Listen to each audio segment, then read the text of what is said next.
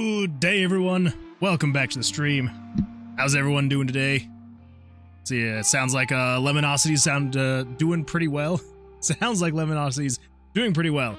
Ooh, I'm gonna have to get back into this. Well, yeah, glad you're doing well. Jesse, it's going great. How's it going for you? Any good news on the job front? Any updates, any changes? I was camping. Camping was absolutely fantastic.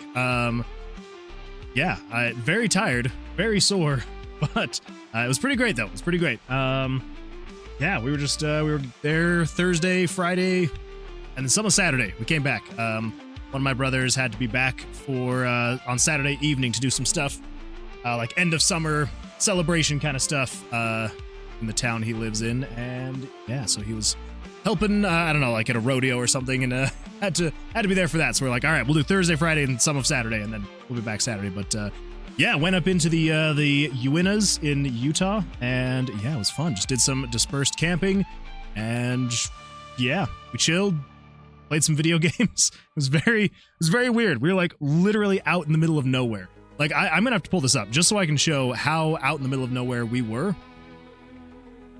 And the crazy thing about it is we had 5G, full bars, 5G the entire time we were there. Let's see here. Let's see if I can get this pulled up. Okay. So, yeah, so we went up Spanish Fork Canyon, took the Diamond Fork Road, went up this way, and I believe we turned off here. We just kind of took this road up this way. Well, there's something really weird looking on the stream. I think it's coming through fine. Yeah, just kind of took this road up this way and just drove and drove and drove, and eventually, I believe we got, I don't know, somewhere up in here, like freaking out of the way, nowhere in the mountains, right? Nowhere. Full 5G connection. I have no idea. I don't know how. I don't know why or how we had such good cell coverage. But yeah, like my brother, he brought a Starlink with him because he's like, it'd be kind of fun to, like, you know, be able to have a connection and be able to like play games and stuff like that. And he's like, yeah, like let's bring the Starlink. And somehow way out here in the Uintas, we just had internet connection. I don't know how. I don't know how, but it was a good time. It was great. It was fun. It was fun to get away. You know, I think I'd kind of explained it in the previous stream, but yeah, the church that the rest of my family is in, when most men, you know, turn 18, 19 years old or so, they go serve a mission for the church. And yeah, so my youngest brother is going to be going to Germany for a couple of years, and so we were like, you know what, let's go do one last thing and have a good time and hang out. So anyway, well, welcome everyone. Glad you're here. Whoop. Cameron Reap 2 says, I hath returned. Cameron, you're back. Welcome back. Glad you're here. All right, let's get caught up on the chats. Autumn __ welcome. Glad you're here. Yo, here for a second to get my streak on the playing Minecraft. No worries at all. Probably a better use of time anyway. Let's see. The Bright One says, I would also like to streak in here, but it's my first time. Hey, maybe. Welcome to the Moonwood Alliance, the Bright One. Thank you so much for that Prime sub. Thank you. I appreciate that. You know what? Now I give you permission to streak. Even though it's your first time, I give you 100% permission. Let the streaking begin. That's what you get with subs, is you get to streak. One free streak per sub. So make use of it. But yeah, welcome. Thank you for that. I appreciate that. Come on in, sit on down. Glad to have you here. Let's see. Cameron says, I went to the mountains last week. Sounds like a blast of a time. It is a lot of fun. I was also in the mountains. It was a blast. Let's see. Hey, Bright One, how are you? That canyon rocks. Have you done the hot springs up there? I have not. I've actually never gone north. So I've always only ever, let me see if I can pull this back up. I've only ever, so usually when I come up Spanish Fork Canyon, I usually head south and go past Thistle, and I usually go up in these mountains. That's usually my favorite spot. It's I don't know, I like these mountains over here for some reason, not any particular reason, but everywhere south of this highway here is under a fire restriction. So Couldn't really go there because we're like, well, if we're going camping, you have to have a fire, but everything's under fire restrictions. But for some reason, the north side of this road is not. So we went north instead because, you know, might as well. Might as well. But yeah, really good stuff up there. But yeah, I'm gonna have to go check up the hot springs next time. See how are you, Cameron? Have returned. Let's see. Yo, yes. Yeah. Make use of that streak. Lemonosity, how are you? Only 3 ads. Win. Hey, that's not too bad. That's not too bad. When it comes to Twitch can be a little bit crazy with the ads, so hopefully it wasn't too bad. Let's see here. Let's see how was camping. Sounds fun. Yeah, it's like 95% guarantee I got a job. Hey, Jesse, that is awesome. Well, I'm gonna cross my fingers that 5% doesn't peek its head up. Yeah, 95%, that is amazing. Well, super excited to hear when you'll get it and all that fun stuff. They have declared their intention to make an offer and want to do a quick chat next week to go over things as a pre-offer. Not bad at all. But yeah, let us know so we can pop the bubbly for you when you get the job. Let's see. Wait, what? How? How in what sense? Oh, the 5G. Yeah, I don't know. Assuming you're meaning the 5G for the wait, what, how? I don't know. It was crazy. Like, I never lost signal the entire way up there, and we were on a dirt road heading up into the middle of nowhere for like an hour and a half, and we never lost signal. It's crazy. Still leaving room for like the offer being bad or something going wrong. That is fair. That's fair. Good point. Let's see. WoW is the middle of nowhere. Yo, Kedcast, welcome. Glad you're here. Welcome. Come on in. How's your day going? How's your weekend been? The mountain trolls have 5G. They really do. The only thing up there were cows. A lot of cows. And I was like, well, you guys are covered. You got all sorts of stuff. I'm convinced there's like some kind of like government facility or something. And they're like, well, we have to have 5G. And they're like, it'll give away our position. They're like, I don't care. 5G. We need it. Is there a playable beta or anything for the DICE roguelike? I can tell it's going to be a game I'm going to be heavily addicted to, and I'm excited for a release. Well, Kedcast, I appreciate the question. I appreciate the interest. I'm glad you're here. So we don't have a beta yet. The goal is, and this is actually going to be after we get through this stream, hopefully, as long as we can finish the card perk system in this stream.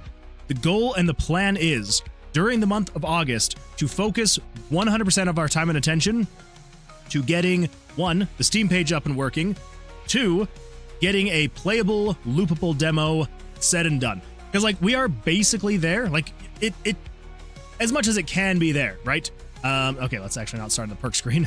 Yeah, as much as it can be there, the demo is going to basically just be the tomb. So right now we have a town that we're kind of building out, getting quests, NPCs, and all that fun stuff. But it's not going to be done enough to be able to put into a demo. So basically everything that you see here is what's going to be inside the demo. So there will be, you know, the fully explorable tomb, and you'll be able to collect all the dice, fight the monsters, all that fun stuff, and you'll basically just be able to like continue on and on and on until you just want to stop playing eventually. But yeah, so we are going to be focusing on trying to get just the gameplay loop for the tomb itself polished, feeling nice, looking nice, and then hopefully get that up on Steam. And yeah, then there should be a very basic demo, which is basically just the loop of the tomb. And then eventually, you know, we will have the town that you'll be able to explore in the full game and all of that fun stuff. So yeah, so the perk system probably won't be in the demo, but I do want to finish it since we're already started. But yeah, so the town right here, it will not be in the demo just because it's like there's so little of it that is ready. Like there's NPCs that you can talk to, and that's it. There's no quests yet. And really only these first 2 shops are the ones that are even done. Like the church, not even close to being done. Cameron Reap 2 says, hey chats, what's your current works in progress? I have 3 books in progress RN. That is a great question. Yeah. What are you currently, what is currently work in progress for you? And that could be anything, like, you know, books, game dev, art you're drawing, like whatever it is. Yeah. Is there anything in progress? Let's hear about it. But yeah. So, I mean, yeah, so the town will not be in the demo. It'll basically just be the tomb. I mean, maybe if we can get the perk card system working relatively well, we might be able to add it to the demo. Maybe, but we'll see. But anyway, so yeah, so to answer your question, we do not have any kind of beta or anything like that out or ready yet. The hope is before the end of this month, we will have the Steam page up so we can start taking wish lists. We will have the demo up that you can download for free. And hopefully, there will be maybe suggestions from new people that potentially hopefully see it, and you know, we'll be able to like bugs like this. I'm just like, what? Why because then if I refresh it, well, of course, now I have to do this whole thing. Save back. Yeah, there we go. Then if I choose one, then it's fine. Yeah, weird bugs like that we're gonna figure out. Anyway, so yeah, so that is the goal. That is the plan. Have the demo out before the end of the month. Have it up on Steam, and then I'm gonna still hope and pray that the full game will be released before the end of the year. I know that I was saying before the end of summer, but the end of summer is in a month, and I'm like, there's no way we're gonna have the full game done before the end of summer. So, the end of the year, that is the goal that I'm giving myself. I'm like, if I can spend 1 year making this game, because I started making this game in December, like mid-December of last year. So if I can finish the game in 1 year before the end of December, I will be happy. Is it gonna happen? I really hope so. I'm gonna try my hardest to make sure that actually happens. So, we will see. We will see. Let's see. Yeah, not yet, but it's in the plan. Hey, JK, hey, Autumn, yeah, Jesse, dang, I'm super excited for it then.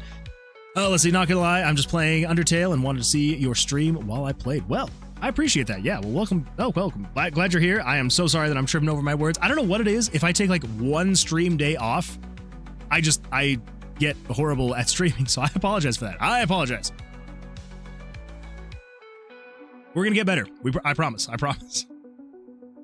Let's see. Lemonosity says, by the way, love your streams. Thank you. I appreciate that, Lemonosity. Thank you. I'm excited for the game. Love the mixing and testing combos to get new things. I love the grindy discovery things. Yeah, and that's. I'm hoping that's going to be a fun thing for people. Is being able to like merge and combine dice to make different spells. Hopefully. I mean, when I first started making the game, it literally was just the biggest thing. I was like, oh, you can merge dice. That's so cool. And now it's like, you can merge the dice, but you can also come in here to your spell book and you can mix and match and make new spells and all that fun stuff. So hopefully it will be enjoyable. I hope. If not, that's going to be a lot of wasted time. That's going to be really sad. So we'll see what happens. Who knows? Let's see. Have I missed anything over on Twitch now? Let's see. Whoops, I replied earlier, but Twitch being Twitch. Good. Hope you're doing good. Let's see. Yes, finally, the Steam page. I know. It's been a long one in the making, but I think I need to double check though. I think that Steam finally approved all of my tax documents, all of my everything, and I hope that I can now actually start working on the actual page itself. We'll see. Some Randev, welcome. Glad you're here. I made a meme for my friend. It's a good thing to be working on. I love it. In-depth organizational projects in my house and a giant D&D campaign. Let's see, my books are called D. Fedorian Manuscript, College of the Unknown, and Celestial Bridge. Have you ever heard of the Johnny Decimal Content Organization System? I know that I never have. Yeah, let's see. Yeah, that mixing of spells for new spells is what's really going to grab me and never let go. Well, yeah, there we go. Yes, it's there should be, I think, 60 different spell combinations that you'll be able to unlock. And I know that I said we probably wouldn't do this, but I'm actually kind of really wanting to do this now. I almost think I'm going to make it so you can name your spells. I think that'll be a lot more fun. There will be the default names, then you'll also be able to click in here and rename your spells. I think that would be a lot of fun. So we're going to see if we can get it to work and have it actually be fun. So we'll see. All right. Well, let's see. Mutation Ivory says, a long time no see, finally moved, so I can hang out again. Well, Mutation Ivory, welcome back. Glad you're here. Yeah, it has been a while. Glad you're here. How's life going for you? It sounds like since you moved, probably a little bit stressful, probably a little bit crazy, but hopefully it's not too bad.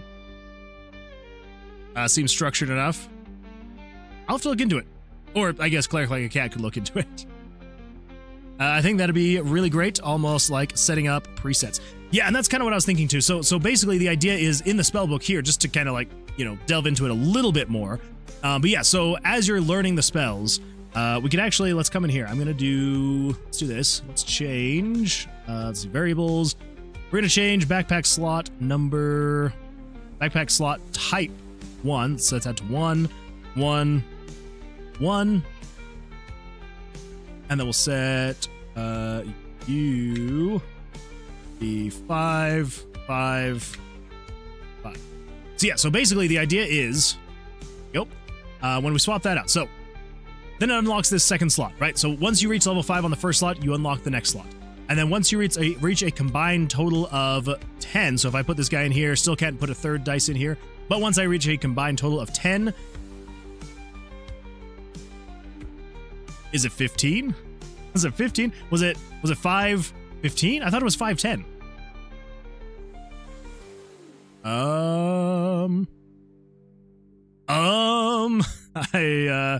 Hold up. Hold, please. 15. Okay, so it's 15. So it's 5 and 15.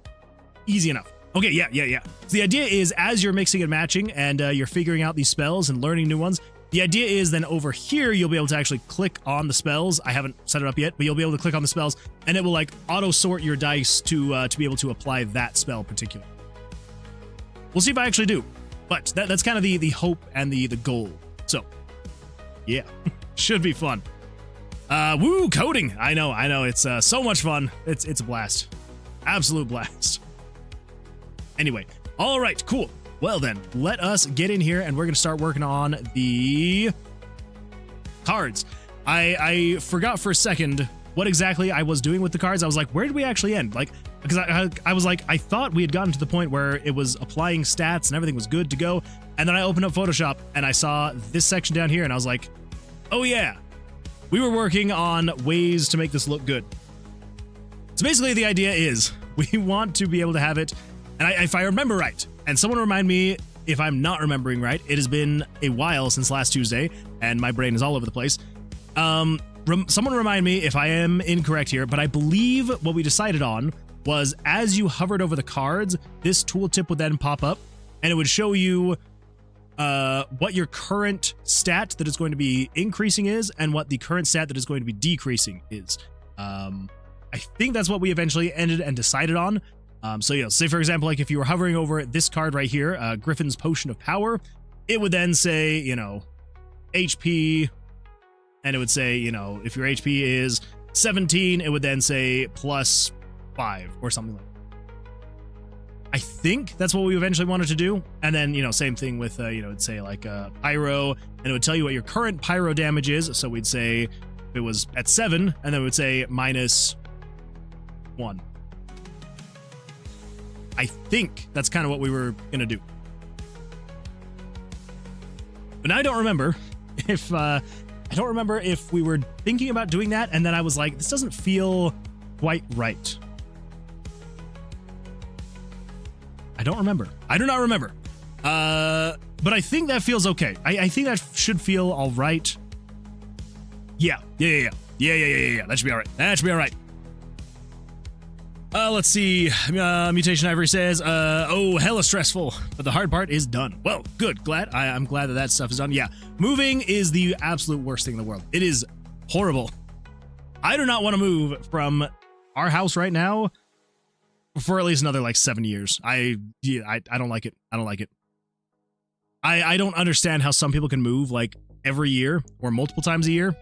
Kills me. Absolutely kills me. Just so much work and so much stress. So we can have a Vercilias lock, i.e. a Nuzlocke in Tower of Vercilias. Can only pick up 1 dice on each floor.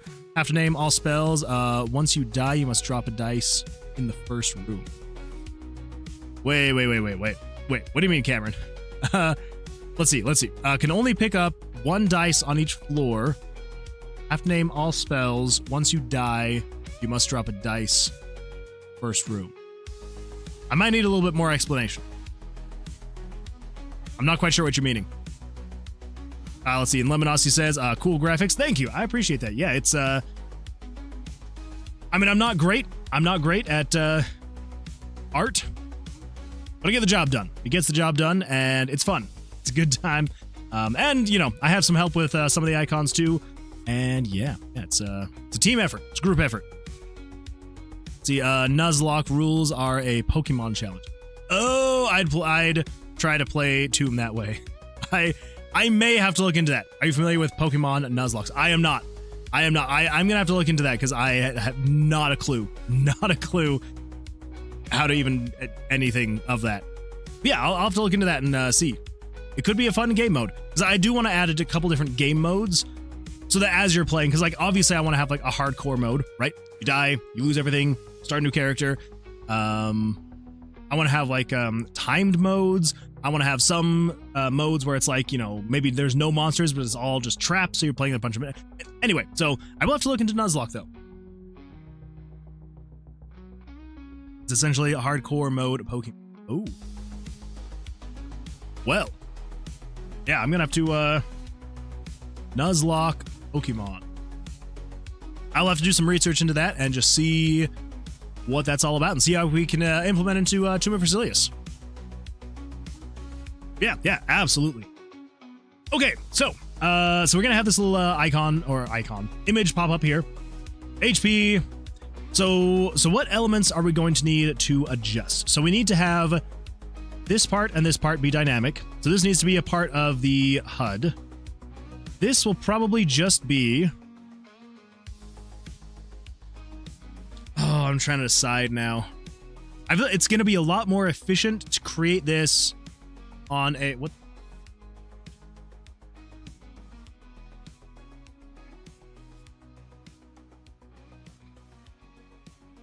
Why is it so messed?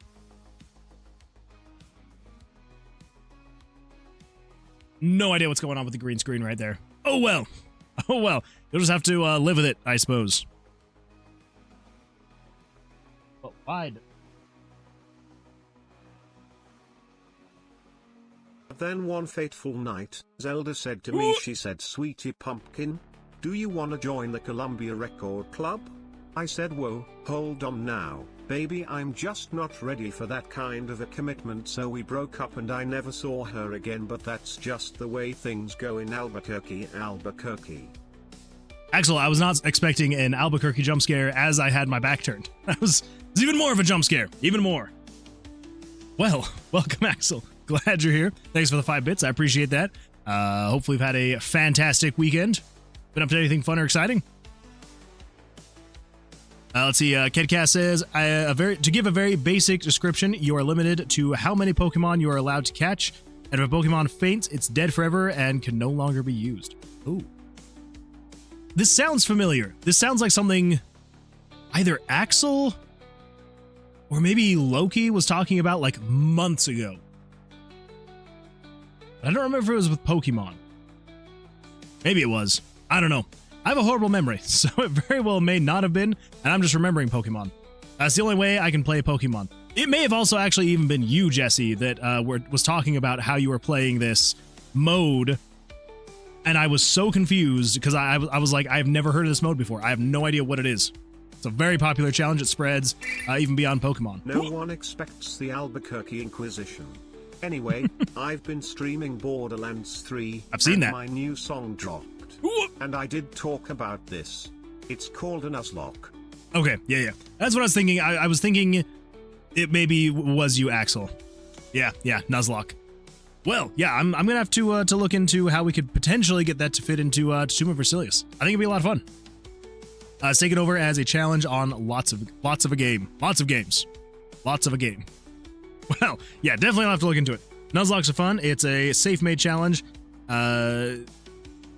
IIRC is named after the first person to do it.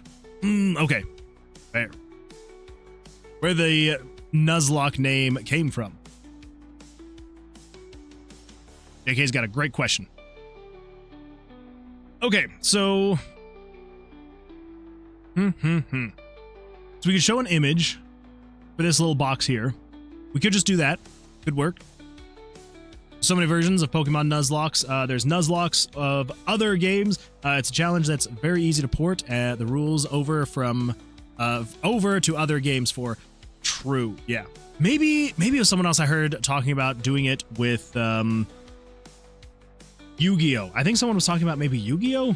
I don't know. Maybe not. Again, I have a horrible memory, so who knows? It's actually named after the Pokemon Nuzleaf. Ah. You only catch the first Pokemon on each route. Ooh. Nuzlocke comes from the creator and his favorite Pokemon, John Locke and Nuzleaf. That would make a lot of sense. It's a good way to go. It's a good way to go about it. I did it with a Yu-Gi-Oh game. It was awful. Oh, well, maybe I heard you talking about it then, Jesse, and I never heard the results. So it was terrible then. Yeah, that's not, it's not good. It's not good. All right, so here's what I think we're gonna do. We're just gonna make this an image. Let's just copy the frame. We'll create a new image. There we go. Save that. And let's save this over in Tomb of Vercilias. Images. Pictures.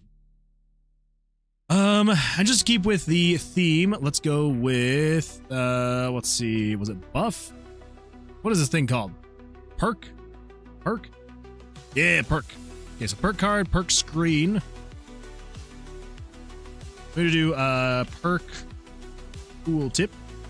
Go. All right, so we got our perk tooltip right there. Fantastic. Now, over here in, I believe it was the level selected dungeon or the dungeon to level select. No, level selected dungeon. Yes. So it moves the picture. Okay. Let's also say show picture number 3. I'm going to say perk tooltip.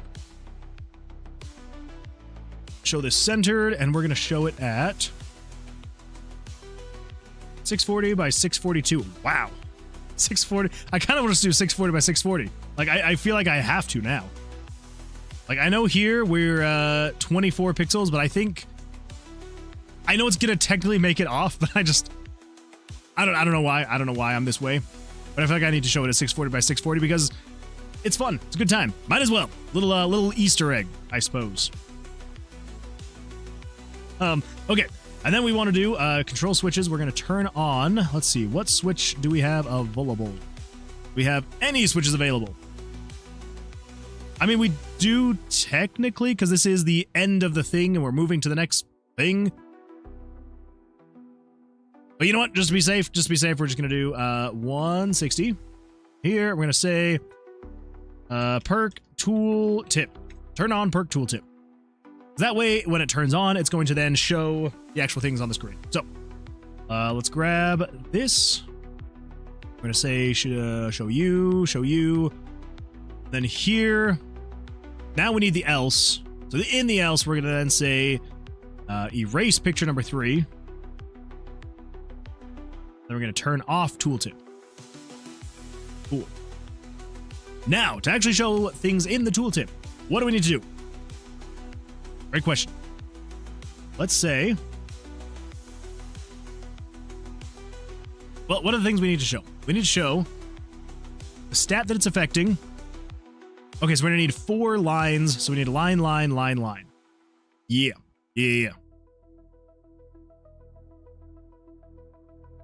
You can't tribute summon.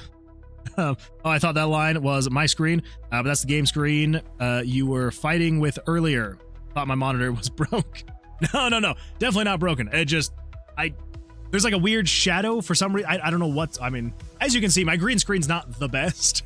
I have 2 very cheap lights from Amazon sitting on my desk, and they try their best. They really try their best. And yeah, and then I have just like a cheap like $5 green screen behind me.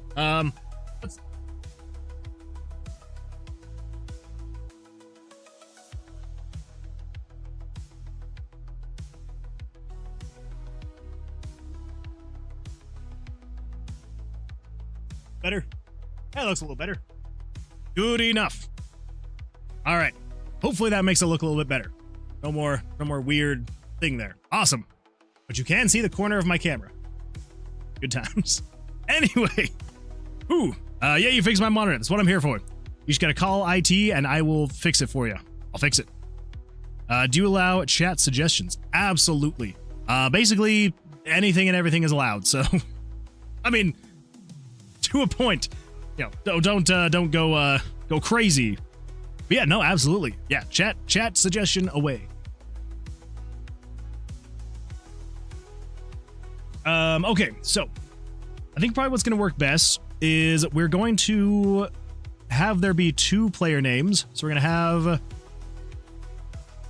ooh, man, what are we going to do here? So we got spell names because we definitely want to keep all of those. And that is so many spell names. We do not need that many spell names. So how many spells were there going to be again? 60? That was, yeah, because it's 15, 15, 15, 15. So let's do, so we've got 11 plus 60. going to be 71. I don't know why I couldn't just do that in my head. I literally should have been able to do that in my head. All right, 71. So there, that is the last one we'll be able to use. So then let's create a new section here. This is going to be called... Yep. This is going to be called... perk names. Go, perk names. Do name 1. Oh my gosh.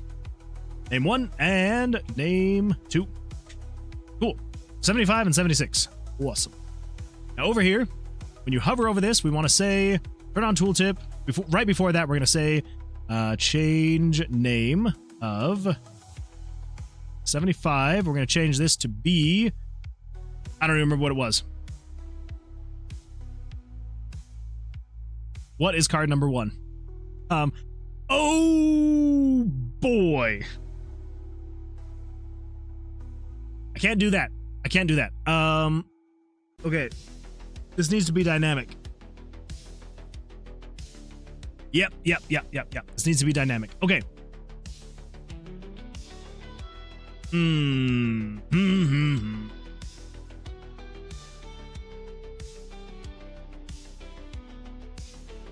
So it's showing perk card plus variables 641, 642, 643. Okay.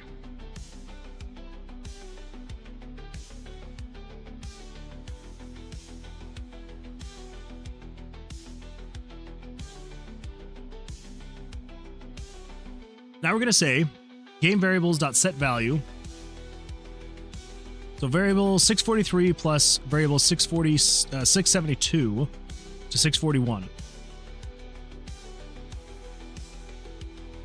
What? Oh man, I need to remember what the freak is going on here. Okay. Let's see here. Kedcast says, okay, because I was thinking it might be nice, it'd be a nice detail to have a green or red arrow if the stat is a positive or negative change. Yes, so we'd actually talked about that a little bit on the last stream when we were going over this stuff. And we absolutely could swap out the plus and the minus with an arrow going up or down. It just kind of comes down to, you know, how we're feeling about that. I think that I was trying to figure out how we're going to best show it on screen, and I just kept running into roadblocks about what it was going to actually look like, you know? But yeah, absolutely fantastic idea. I do love that. And we had kind of talked about it a little bit. Yeah, it was more, I think it was really more of just like design wise. I was trying to get it right, and I just could not get it quite right. Yeah, no, I do love that suggestion though. Yeah, I think probably, see, I mean, like we want some kind of just like, you know, arrow, you know, going something like a little bit something like this. Do. Probably even make it slightly thinner, but for now, you know. Yeah, actually, let's make it thinner. We go 1, 2, 3, 4. Oh, 1, 2, 3, 4. We'd get rid of. Yes, it'd probably be something like that. There we go. That's better. And it'd probably go in between. Maybe at the end. Probably do it at the end. Yeah.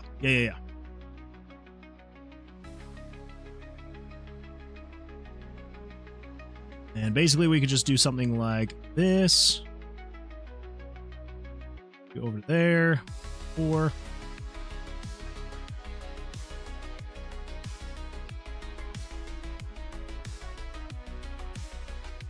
Yeah, so it'd be something kind of like that. I don't know. It might be possible. I may have to look into see how I'm going to get this to work like this. But it might be possible. I do like having the arrows. It does make it a lot easier to just be like, oh, green is good, red is bad. And you just go from there. So yeah, absolutely. We're gonna have to look into that and see what we can get going there. Okay, so let's see. Okay, so how was I doing this?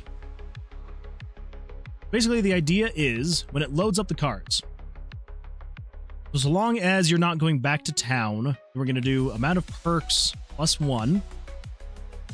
Show on screen the perk screen. Yes. And then we're going to set 641 and 643 to a random number between 1 and 3. Just asking because not knowledgeable on game design, but what would make that a difficult thing to add?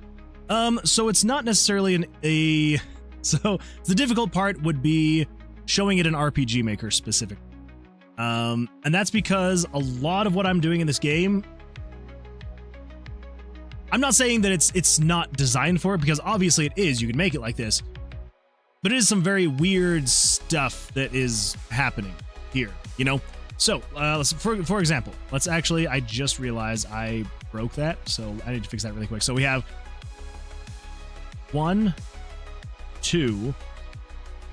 No. Wait. Okay, we're using image layers 1, 2, 3, 4. Okay, so this needs to be image layer 5.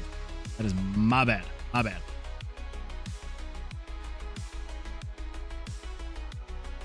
Okay, so basically, what is happening here is the way that I can. So RPG Maker does not have a good way to just show things on screen, like text, icons, things like that. It's not really built in to do that unless you're just showing a message box.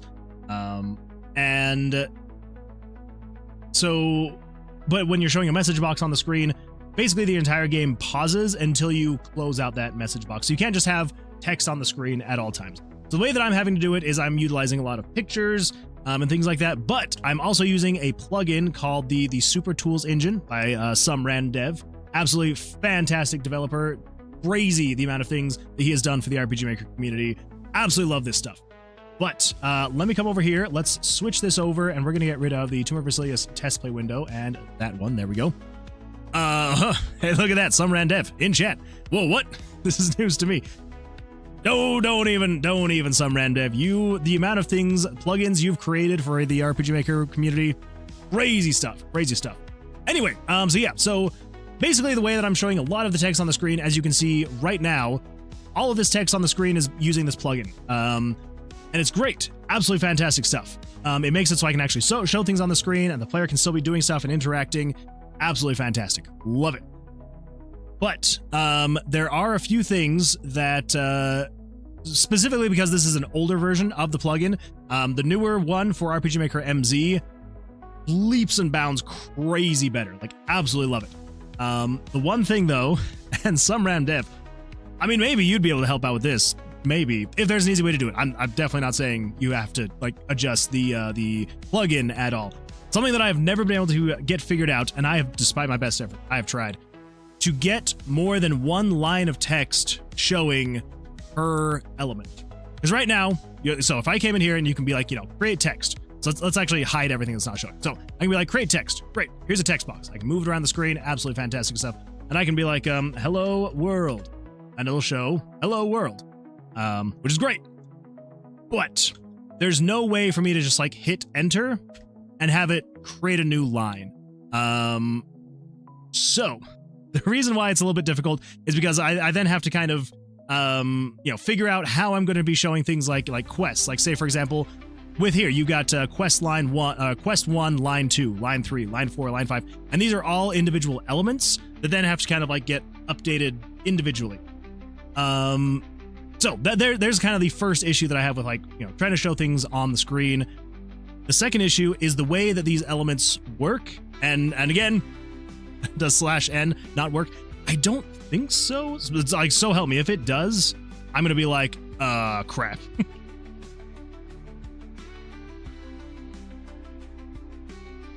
Okay, yeah, no. So it just, it adds a space, or it just kind of cancels it out. Yeah. Rip. Yeah, no worries. It's totally fine. I found ways around it, and they all work, and it's great. It's fantastic. So, but the other issue is trying to show things like icons and things like that, and maybe there is a better way to do this. I am not sure exactly how to do it, but trying to show icons within the text element I need to see, actually, now that I've kind of learned a little bit more, I almost wonder, because I can do text EX. In text EX, you can show icons. What can I do? Because I know that I can also show variables. I can be like variable 2.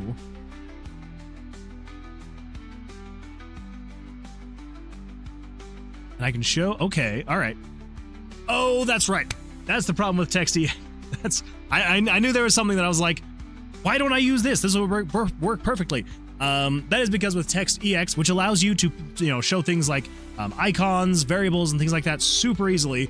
There's no way to change. So like with text, you can usually say, what's it called? What's it called? Alignment. That's the word. The alignment. You can change the alignment here, so you can do left, center, right, and so no matter how wide this gets. So if I do 500, and I do this, it is now all center aligned, right? So if I show that, center aligned, but I can be like, oh, left aligned, it's left aligned, right aligned, and that's kind of what I would want to be doing here on this screen here. As you can see, like everything's kind of center aligned, so everything goes from the center out instead of from the left over or right over. But with text EX, it doesn't allow for center alignment, so that's kind of why I'm also not using that. 'Cause I was just barely thinking, I was like, I can just make it an icon, the up and the down arrow. I can make it an icon. That will not work. Totally fine. No text EX align. My past self had a skill issue. No. Some random dev. This is not me. This is definitely not me being like, oh, look at these missing features. No, because here's the thing. In the MZ version, it does have that. So totally fine. No worries at all. So yeah, I'll have to think about it. So I know that's probably not a great way to explain why it's difficult. But the reason why it is difficult is because I'm using an engine that makes it difficult. And I don't know. But my past self got skills. Yeah, you did. What happened? I'm just kidding. No, you still have skills. Everybody. All right. Oh, actually, I know how to do this now. Slash shout out at some randev. Everybody, if you haven't yet, go freaking follow some randev on Twitch. Freaking crazy stuff he's doing over there. Absolutely crazy. Fantastic streams over there. On a hiatus. Well, then make sure you're following so that when the hiatus is over, you'll be ready to go and you'll get the notifications. Yeah, no, you're good. You're good. Also, we're on YouTube. If you're not subscribed to some randev over on YouTube, go do that as well. Anyway, there's my shout out for the second. Yes. Let's see. Break. Oh, I think I've tried that one as well. But hey, might as well try. Yeah. And I think even if I do something like, so if I do you, we get an error. Yeah. But it's fine. It is all good. It is all good in the hood. Anyway, so yeah, so we will figure out, we will get it figured out how to show the icon on the screen. Because the other thing, and the reason why I can't just be like, oh, we'll show this icon here, is because as we're changing things around, like based on, so like say for example, if I just say HP, that is a solid, that will never change how wide it is, right? But if we're showing the numbers, like down here over in Photoshop, like these numbers are gonna change. There may be a time when the player's max HP could be 3 digits. And if it is 3 digits, that green arrow now will not move over. And so it needs to be a part of this element right here. But I don't know. So anyway, yeah. So that's kind of my long answer. Is I'm not skilled is my answer. That is the answer to the question. Getting things to work on a technicality type thing. Yeah, RPG Maker is the hard part of Moon Man, but honestly, it's so inspiring. Thank you, Jesse. I appreciate that. He's using an engine made for JRPGs and bending it to be this. True. Yeah. If I was making a JRPG, it would be so much easier. Anytime I go back to using RPG Maker in the way that it's meant to be used, it's like a breath of fresh air. And then I jump back into the Tower of Vercilias and I'm like, oh, what was I thinking? But it's all worth it. It's all worth it.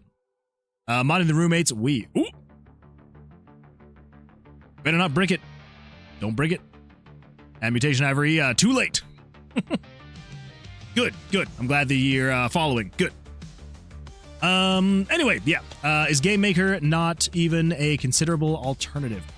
So there are definitely really great alternatives, but one, I would have to restart the project basically from scratch. I would have to rebuild everything if I switched engines.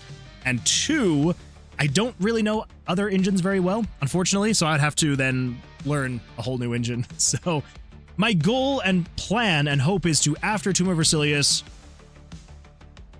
either start using the newer version of RPG Maker, so RPG Maker MZ, or I would, I don't know, maybe dip my toes into something else. We'll see. We'll see.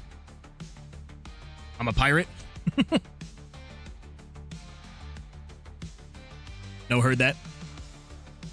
Anyway, yeah. So there are definitely really great alternatives out there. You know, Game Maker, Godot, Unity would be really great ones to go about. But yeah, it's definitely something that I need to look into, but kind of pretty deep into RPG Maker with this project. So, you know, unfortunately. Unfortunately. Anyway, okay, so let's come over here. Let's get rid of this text EX. We'll figure something out eventually. We will figure something out.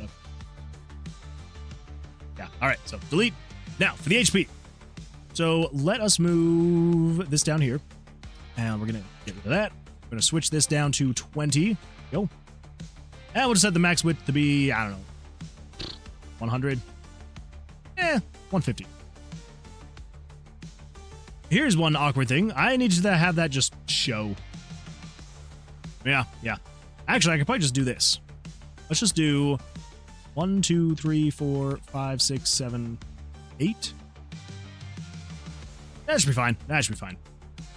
We can't just have it say HP, because it's not just HP. And this is where I need to remember how the freak was I doing all of this, because I know that I have it being dynamic. And it's got to be this right here. Okay, so it's saying, whoop, got caught on my headphone wire. All right, so game script. So we're going to say set the value of variable 643. Now 643 is... 643 is perk card selected 1. So we're setting 643 plus 672. What the freak is 672?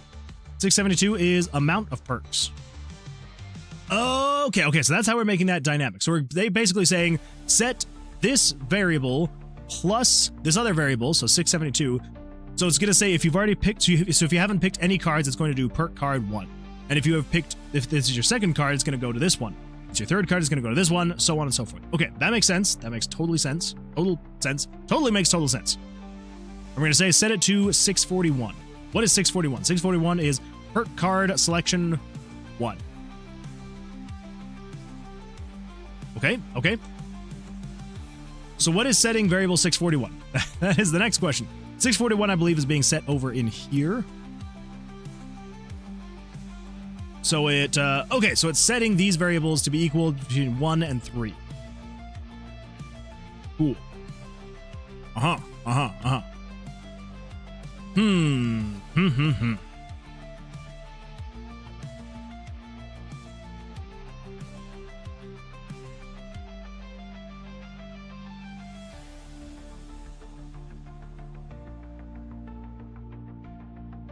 trying to think of the best way, but I don't know if I'm going to be able to get this to actually be as seamless or as simple as possible. I think what we're going to have to do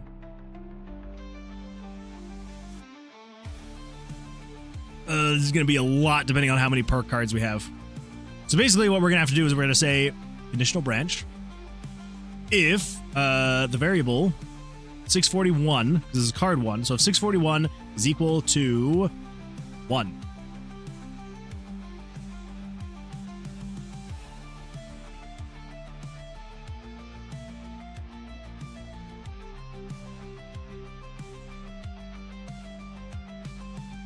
I think it should be, that's gonna fill up fast.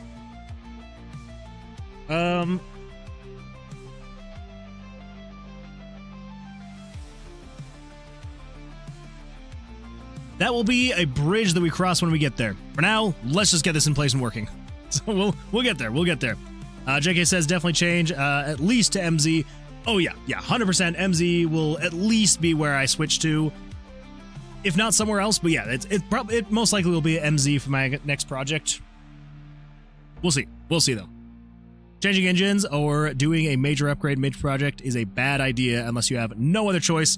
But from experience, I know. Yeah. It's it would not be great. Would not be great. Definitely sets you back. Introduces a whole bunch of issues that no one would have ever known had existed. Yeah, definitely after the game. Definitely after the game. Let's see. Terminal scripting. That's viable, I'm guessing. Viable. What's cracking, big smacking? Lazarla, welcome. Glad you're here. How's life going for you? Cool Man Chill says, have you guys been up to date about the internet censorship drama? I'm trying to stay up as up to date as possible. Not great stuff. Yeah, it's kind of scary. That's so many variables. Oh my god. Yeah, it's a lot. Wait, Lazarla, you weren't here the last time. Okay, all right, everybody. Maybe this will be useful for you, Lazarla. Although, if you don't use a lot of variables, maybe it wouldn't be. Did you know, in the variable selector, if you press Control F, it'll pull up a variable finder. So you can be like, I'm searching for the variable with player in the title, and you can be like, find previous. And you can be like, oh, there's player location, player X, player Y, and yeah, you can then search through all of the different player variables or anything that has player in the name. I had no idea that was a thing. And anyone else that I've talked to that has used RPG Maker before also had no idea that was a thing.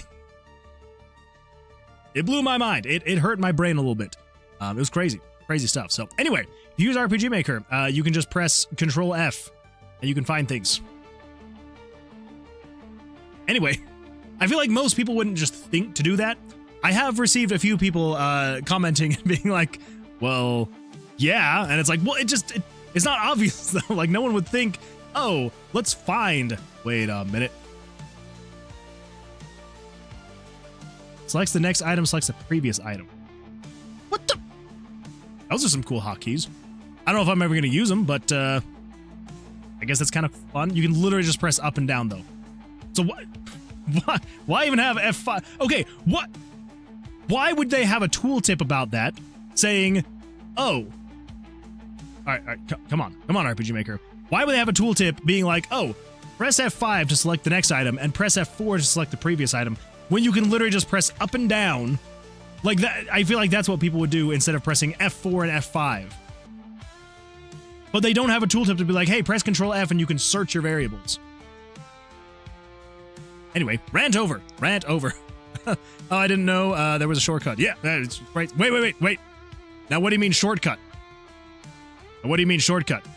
Because this is different. This is different from, wait. I do that. This is different from the event searcher. This is not the event searcher. Because you've got the event searcher where you can come into variables and you can be like, oh, this variable, we're going to search for it. And it can be like, oh, here's all the events in the game that are referencing this variable in some way, shape, or form. So it's different from that. It is different from that. Because that one you still have to know the specific switch or variable that you're searching for. Because if you're searching for this specific variable, let's say for example, if you're like, what variable is the player's HP? And you're just like, where the freak did I put that thing? It's somewhere here. Like, unless you know exactly where it is, you're like, Then you can be like, oh, player HP. It's like, okay, so not next, find previous. There we go. Player HP max. So you can be like, oh yeah, that one. How many are referencing that? Anyway, yeah, crazy times.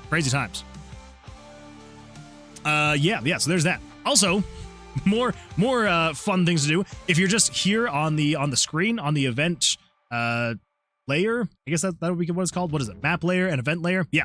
You can also do Control F, and you can also search for events on the map. Kind of crazy. So if you've got a map with tons of different events, you can be like, oh, I want to find, event 1 or something like that, and whatever. You can also search for notes. There's notes on the event. But then it goes even deeper. If you're clicked on the maps down here in the bottom left corner and you do Control F, you can now search for maps based on the name, the display name, notes in the map. Crazy stuff. Crazy stuff. Anyway, there's some tips and tricks for you. Let's see. Stuff like this is why I read the Game Maker documentation when I have time. That is fair. That's fair. Let's see. Rebel Wax. What's good? What's good? Everything. Everything's good. Okay, not everything. A lot of things are good. What's good with you? If you press F12, it starts to record your screen. Wait, what?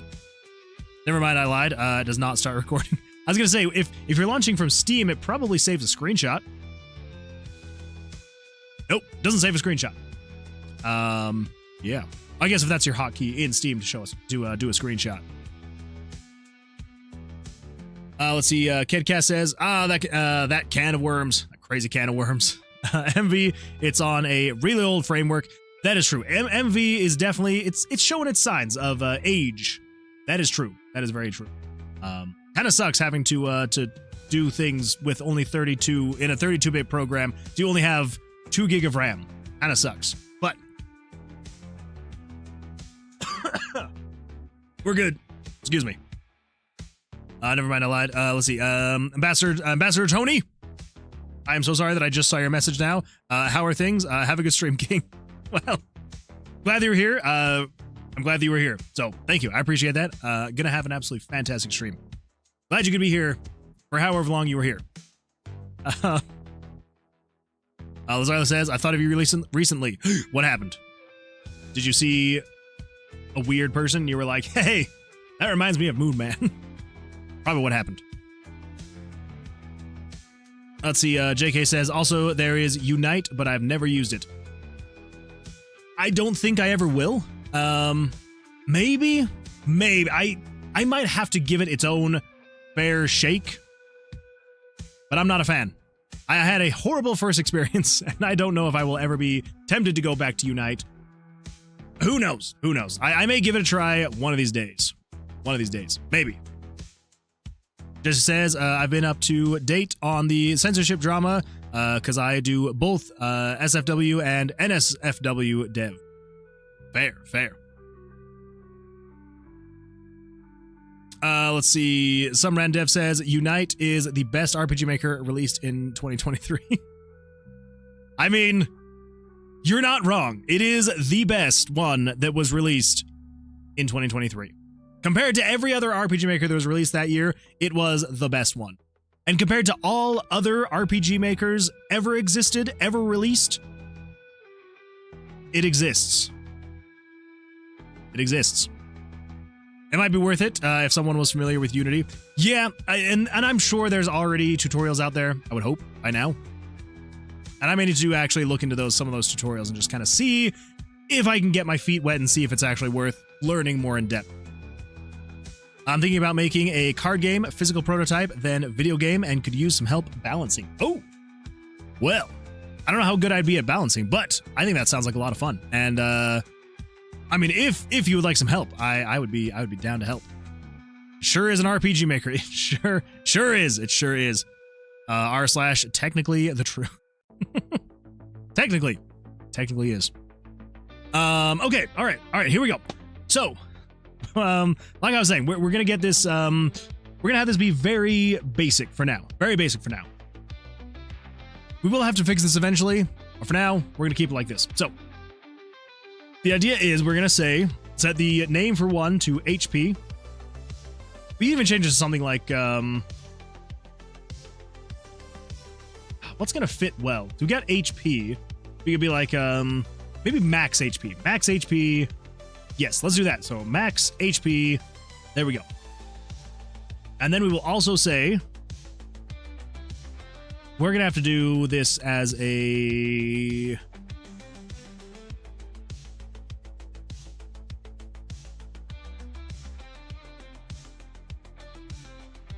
Maybe? I'm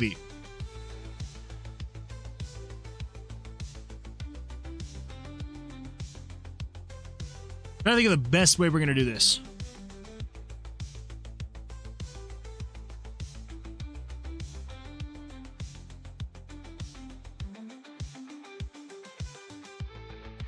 Maybe. we might be able to do something like this. Okay, so let's do. I'm gonna definitely need to have some references up over here for the RPG Maker script calls. All right, so let's do this. Let's do what is it? Player name, hero name. Nope. Actor name. Nope. Change name. Is that what it's just called? Change name. Change name. Okay, there we go. All right, there is the JavaScript for that. Okay, so let's get this worked out and see what we can do. So with the script, let's do down to the end, delete that, here at the end, delete. Okay, so we want to say this. We want to say we're changing, let's just minimize that for a second. No, let's okay. So game actors dot actor, we want to do, what was it, 72? Yes, but I think we need to get a couple others here. So name 1 and then name, I don't know, 1.5. And then we've got name 2 and name 2.5. 75 and 76. That's what it is. 75, 76. Okay. We're changing name 76. We're going to set the name to be equal to...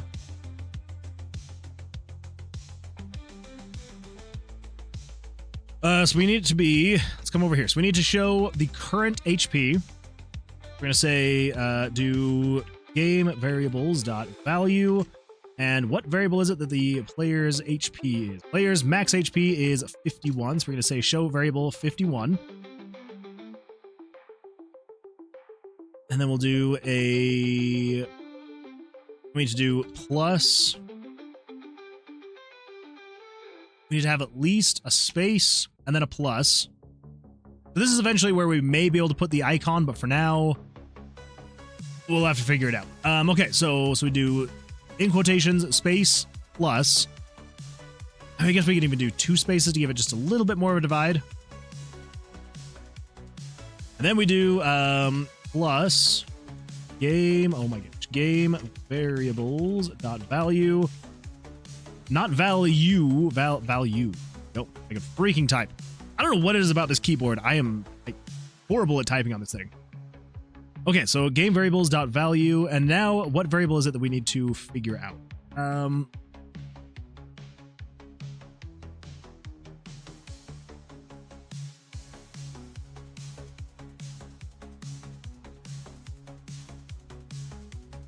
Excuse me. Had to do some sneezing. Okay.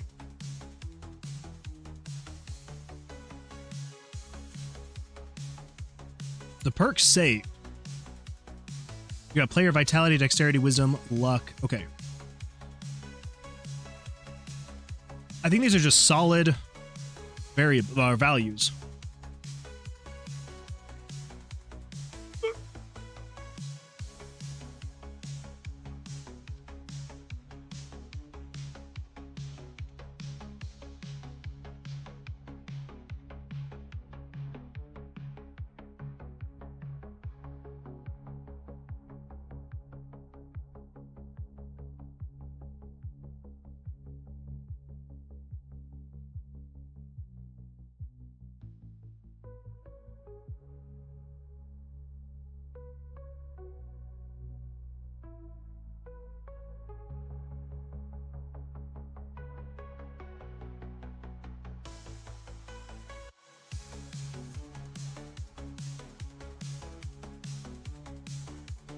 Okay, so I did mute myself. Oh, okay, now I need to go through that whole explanation again. So, I had to sneeze again, so I went to go mute myself, but then, I hit the mute button, and then as I was going to sneeze, I accidentally hit the mute button again, which unmuted myself, and so it, the sneeze, I just didn't sneeze, because I was like, well, I'm not muted, so I can't sneeze, and then I think I hit the mute again, and then I just explained everything, so... I apologize for that. My bad. You didn't miss anything. It was literally just me explaining what had happened. And yeah, so good times. Yeah, fighting for my life because I had to sneeze, but then I heard it unmute. And anyway, well, glad you're all still here. Enough to the point that you could be like, wait a minute, where did Mike go? Where did his mic go? But thank you for letting me know. I would not have noticed for a while. Yeah, definitely an accidental...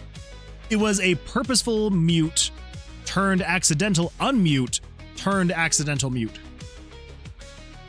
So fun. So much fun. Well, glad to be back. Fairly glad you're here. Welcome. Right when I joined, I hear no mic working, and then right when the mic turns on, I got an ad. No! Those blasted ads. Well, hopefully you're back fairly. If you don't respond to this, though, I will assume that you weren't back, and I will then respond to your comment again when you are back. Okay, so what we need to do is just get the stats from this first card. So we got Dex and Vitality. Okay, so we're not actually affecting the HP. So we're going to say Dex. Just do it Dex. There we go. Then we're going to say set variable or set actor 76's name to equal variable 51. That is not what we want actually, because we want the player's dexterity. So we want to say player dex, so 53. Say 53 plus. Yes, we actually don't need this secondary variable. Let's get rid of that. There we go. Oh, Fairly is now not in ads. Good. Fantastic. Yes. Yeah. What a time for you to join. Is right as when I accidentally mute and then accidentally, or when I mute and then accidentally unmute and then accidentally mute again and then just barely realize that I was muted. So yeah, I apologize for that, but welcome. Glad you're here. How's your weekend going? How you feeling? How's life been for you? I know that last we spoke and last I heard, life was a little rough, but hopefully it's looking a little bit better now. Hopefully, you know, I know they say you know, time cures all wounds, but sometimes it can take a lot of time. So hopefully you're doing at least a little bit better now. All right, so we're gonna say +1 there. Okay, I think that should be good. Let's see what happens. We come over here and we say set 641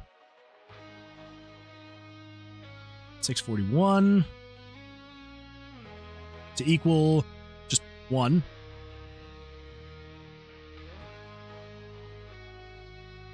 Now we should be able to come in here. Cool. And then we should be able to say, why does it say HP? It should not say HP. It changes to say Dex.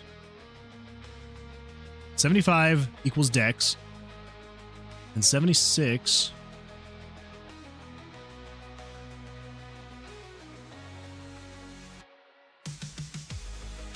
Oh! I'm an idiot. I'm an idiot. That is why it's showing HP, because it's literally just text that says HP. That's all it is. That is my bad. That is my bad. Okay, let's hide everything else. That just says HP.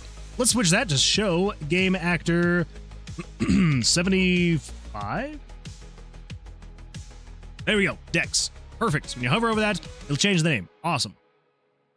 Now, how far down is this thing? So if we come over here, Fairly says doing all right, working on game dev at the moment. Very nice, very nice. That's it's a good thing to do. Always fun, always a good time. You making some good progress or running into some fun bugs? I feel like they always like to rear their head at the worst times. Okay, so this is 26 from there, and this should be 26. Oh, I guess that would make sense. Yeah, that would make sense actually. Let's do 1, 2. Same thing with the arrows. 1, 2. Okay, so it should be 28 from the top. Cool. Okay, so let's come over here, and we want to say, what's the best way to get this thing?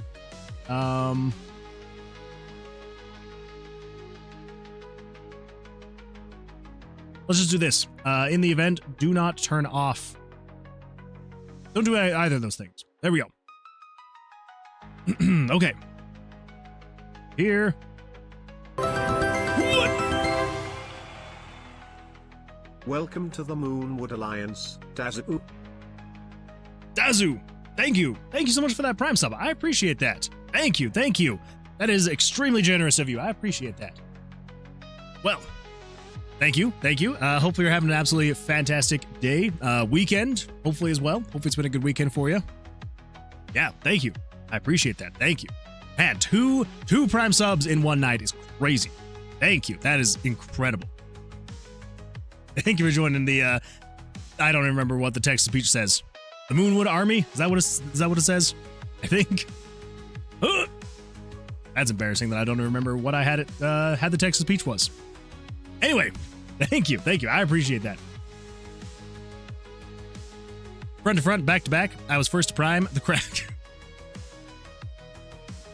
Why would you say that? I love it, but that is. I gotta get that on a shirt. That's beautiful.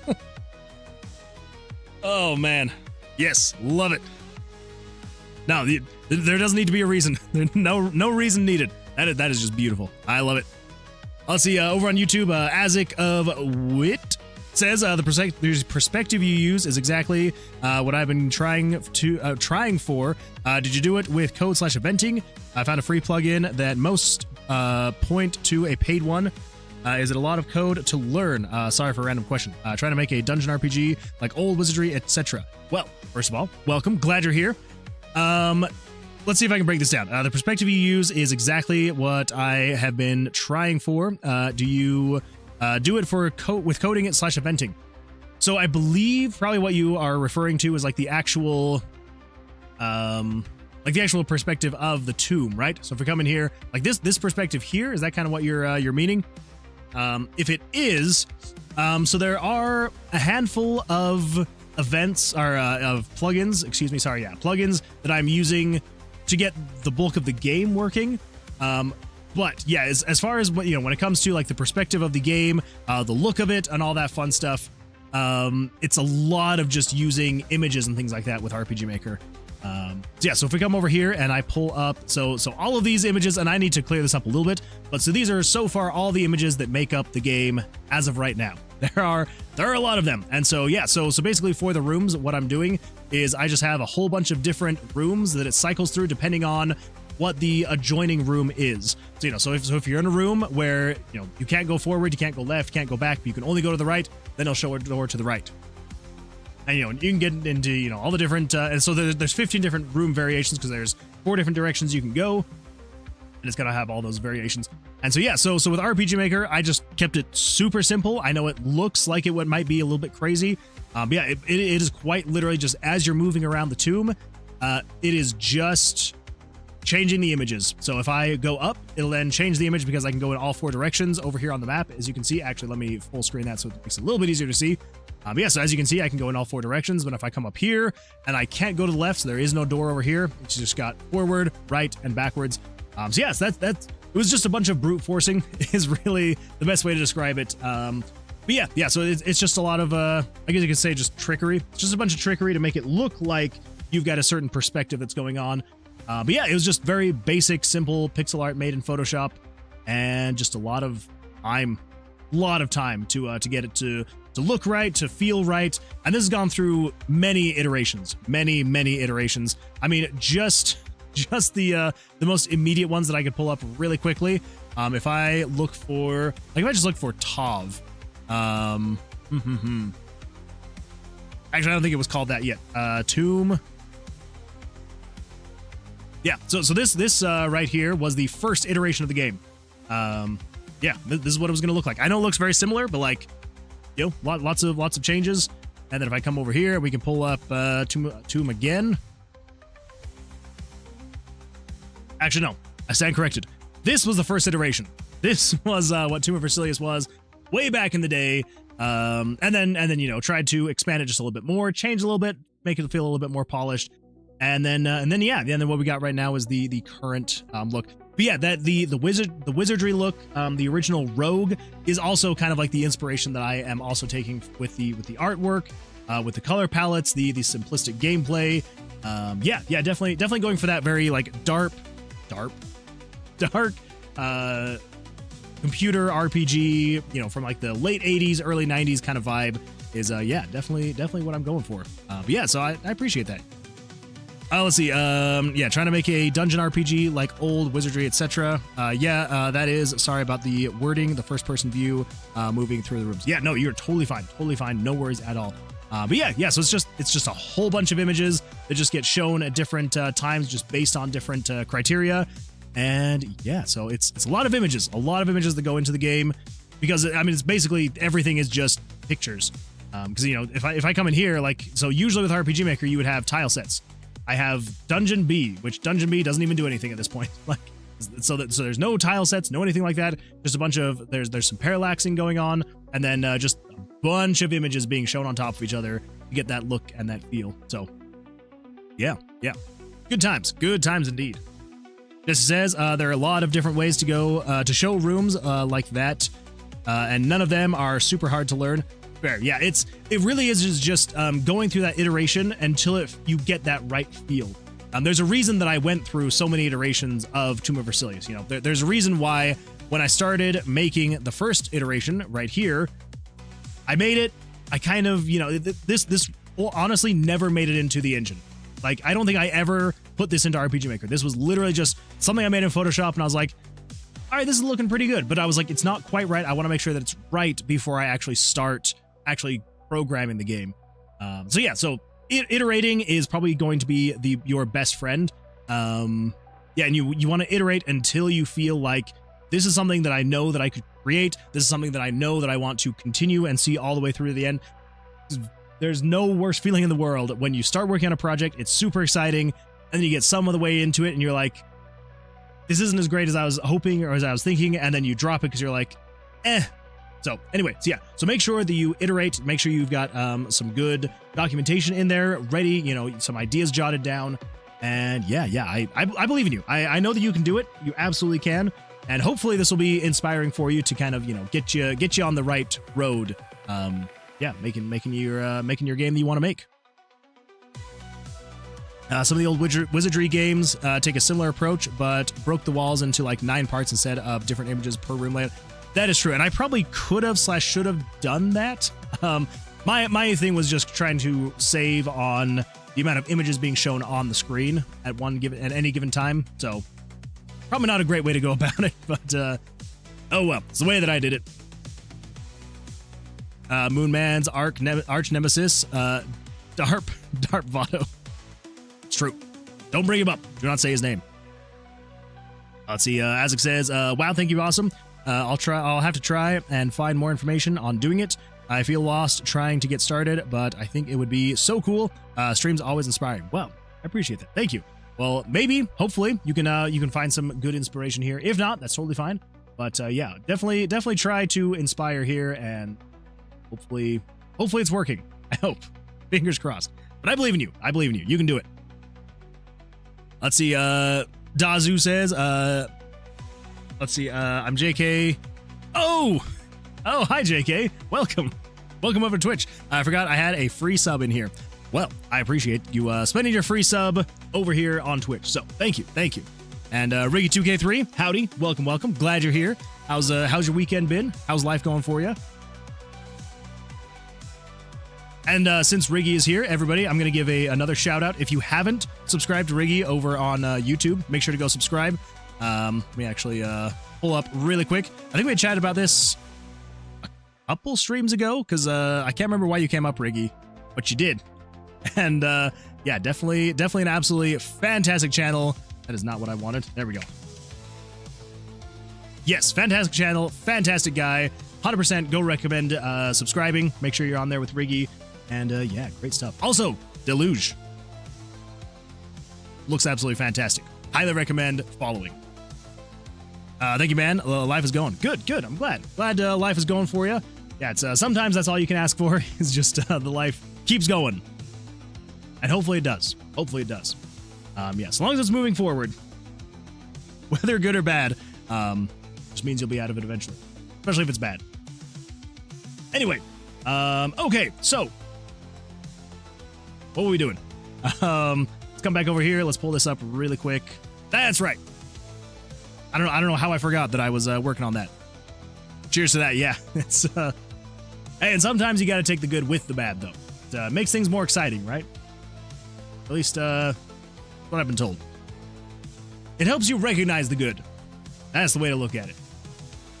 I like how we pulled 3 of Fairly's fantastic scrolls.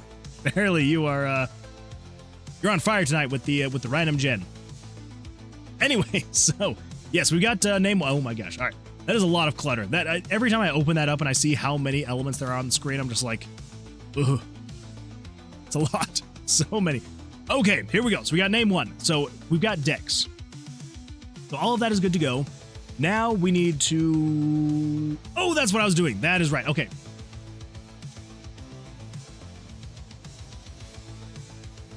Yeah, that's right. Pretty sure that's right. Okay, so we want to go 20, 30, 1, 2. Then we want to clone you. We're going to switch you to be... I believe we can just do name 76. Fresh. There we go. 0 plus 1. Fantastic. All right, so let's set this to relative so we can line up with that text. Maybe. Whatever. 1, 1, 2. Okay. That's 12, so we want to go 1, 2, 3, 4, 5, 6. 4. Fantastic. So, I believe, refresh that, we've got name 1 and name 1.5. So if you hover over this one, it then changes it to Dex, which, you know, is 0 right now because we haven't actually given any Dex to the player right now. So the Dex is 0 plus 1. Awesome. Okay, so then what we need to do next, collect my scrolls. All the scrolls, collect all of them. Now we actually need to grab, I can't remember which switch it was. It was the perk tooltip, which is 141. Hey, look at that. It's 3 of Fairly's scrolls again. Holy smokes. It is loving your scrolls tonight, Fairly. It is loving them. So let's hide everything else. So Dex, you are only going to show if the game switches dot value of 141 is equal to true. Refresh. Over here. Refresh. So that way, shouldn't show anything. And then when you come over here and you hover over it, it will then show. Now we need to set this back to actually then say the else handler, we're going to erase image layer 5. And we say control switches, turn off variable perk tooltip. Go. Save it. Now if we hover over that, shows, hides, shows, hides, shows, hides. Fantastic. Fantastic stuff. But we now need to add the negative effect as well. Come over here. So if the perk card is 1, we want to say change name 1 to Dex, and then we want to say change name 2 to equal... Ooh, oh my goodness, that is the first hit of the monster of the month. Also, just in case anyone was wondering, I did fully wipe the Monster Fighter game. We still don't have Monster Fighter 2.0, unfortunately. It's still in the works. It's still in the works. We'll get there. We'll get there eventually. But yeah, so it is reset. So we've got a fresh new set of monsters to kill. It's not fancy. It's nothing pretty. I did upload the stuff over to Twitch. So you can see, where is it? Channel.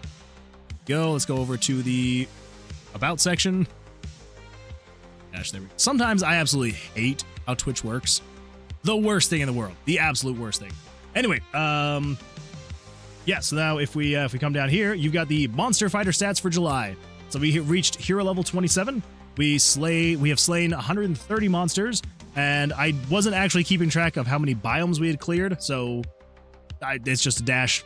And then our D4 got to a +4, our D6 got to a +5, and our D8 got to a +2. Yeah, good times, good times. I may add more stats eventually later, but yeah, for now, that is what we got. And yeah, let's see if we can beat our stats. I didn't really change anything else, so we should be able to still get the same amount of XP. So we should be able to reach the same player level, monsters killed, all that fun stuff. So yeah, it'll get there eventually. Slowly but surely, it will get nicer and better. All right, so vitality. Let's see how we're gonna do this. Let's come over here. So we need to say name number 2 is Vit for vitality.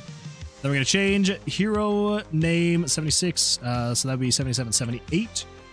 This is going to be set name based on 53. What is variable 53?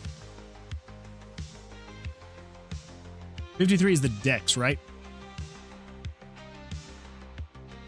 Yes, dex. Okay, so this one is vitality. So 52. We're going to say 52 plus 1. Cool. Okay, now if we hover over this, it should then say...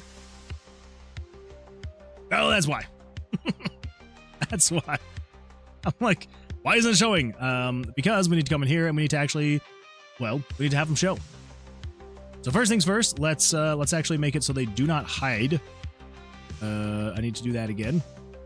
Let's cut that again. Just put that in there for now. Save that. And refresh. Okay, so now when we do that, it just shows it, which is great. Fantastic stuff. All right, so let's... Oh, wait. Fairly says, walks by and accidentally drops all my scrolls that were really important, but I'm clumsy. Fairly says, yay, I got the thing working that I wanted. Very nice, very nice. Yeah, what, you know, if it's something you want to share, what particularly were you working on? Always love hearing about when you're working on something and you finally get it working. Absolutely love to hear it. Yeah, so I think we can just clone this guy, and we're going to change you from 75, so 76, 77. Fresh, so you should be on vitality. Absolutely fantastic. We're going to line you up right... Actually, let's just do global. We say 1, 2, 3, 4, 5. Oh, perfect. 1, 2, 3, 4, 5. 1, 2, 3, 4, 5, 6, 7, 8. Cool. Go. And then this guy we want to clone, and you're going to be 78. Fresh. You're a plus... oh, but you're not plus 1. We need to fix that. We will need to fix that. Okay. You are going to be... 1, 2, 3, 4, 5, 6, 7, 8, 9, 10, 11, 12. Yep. 1, 2, 3, 4, 5, 6. 1, 2, 3, 4. Okay. Awesome. Now we come over here, and let's just cut that out and delete that and come down here and have that go into the else handler. And here it is not plus 1, it is going to be minus 1. Go. Awesome. Cool. Now it says dexterity 0 plus 1, vitality 0 minus 1.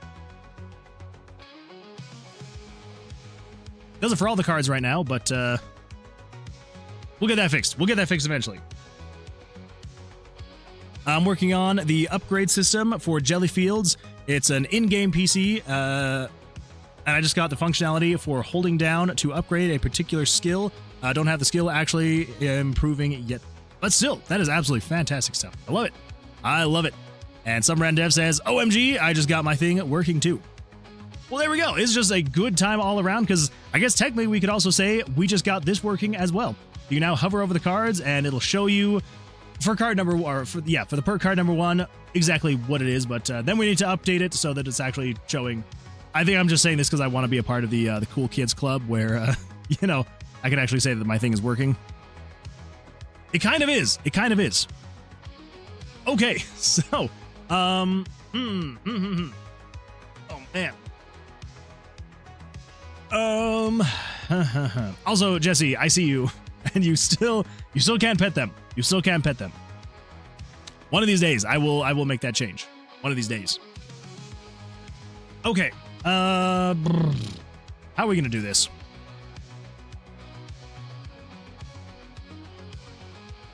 If 5 devs all work on something. Well, if 5 devs all work at the same time, at least one of them will get something done. Yeah, yeah. Statistically, at least one will get something done. That's beautiful. I love it. I know there's gonna be a much better way to do this, and I'm trying to decide if I just build it out the temporary way for now, or if we actually cast ice. But is cast ice one of them? Also, I'm pretty sure I need to go authenticate again. But on the bright side, it should be a much faster and easier way to go about it now, because, well, okay, actually, now that I know that it's working, okay, hold up, give me 2 seconds. Because I did not know this, apparently, so the app that I use, it's called Ngrok. And let's see, there we go, save that. So now if I just come here, yeah, there we go. Anyway, yes, so Ngrok, it is the service that I use to add to make the, what do you mean four not found? Okay, we're fine. All right, so it worked. Cool. Forgot my elements. No, you're good. Yeah, so I think it's cast fire. Actually, I should probably do this. Cast fire. Cast water. Cast earth. I'm gonna be really embarrassed if it's not actually cast earth. So let's do that, and we will pin that to the top. Anyway, yeah. So Ngrok, it's what I'm using to basically take the local IP that I have the Twitch integration working on, and it's taking that and putting it onto a public address. And I didn't know this, but so before it was just randomly generating a new one every single time I ran the service, which absolutely sucked because I had to go to everything and update it with that new address every single time. But apparently you get one free forwarding address. I was able to do that, and it makes it way easier now. Anyway, there's my fun thing for the day. I trapped 100 game devs on an island for $100 million, Mr. Beast. But Fairly, hey, Fairly, if you ever have $100 million to give away as prize money, make sure that I'm one of those 100 devs. I'd absolutely love a shot at $100 million. I'd love a shot at $1 million. I'd love a shot at $100, let's be honest. I'd love a shot at 100. I'd take a shot at $10. Let's be fair here. I would take $10 and I would be happy about it. Okay.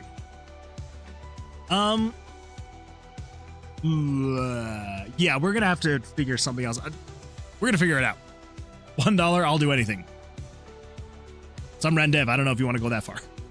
I don't know if you want to say you'll do anything. $10 sounds good. I make my games for $0. That's true. That's true. Good old whopping $0. But hey, it's not the money you are not making along the way. It's the game that you make along the way that counts. I was trying to make that sound inspiring, and it didn't sound inspiring. Okay, so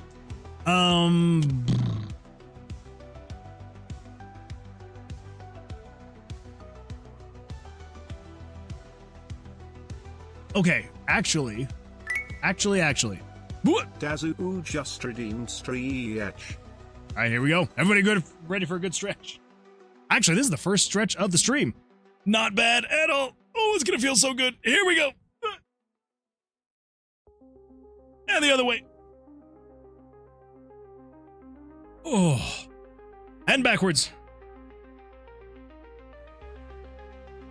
Oh, man. Okay, that actually felt really nice. Thank you for that stretch. Whew. I need to remember to do that more often.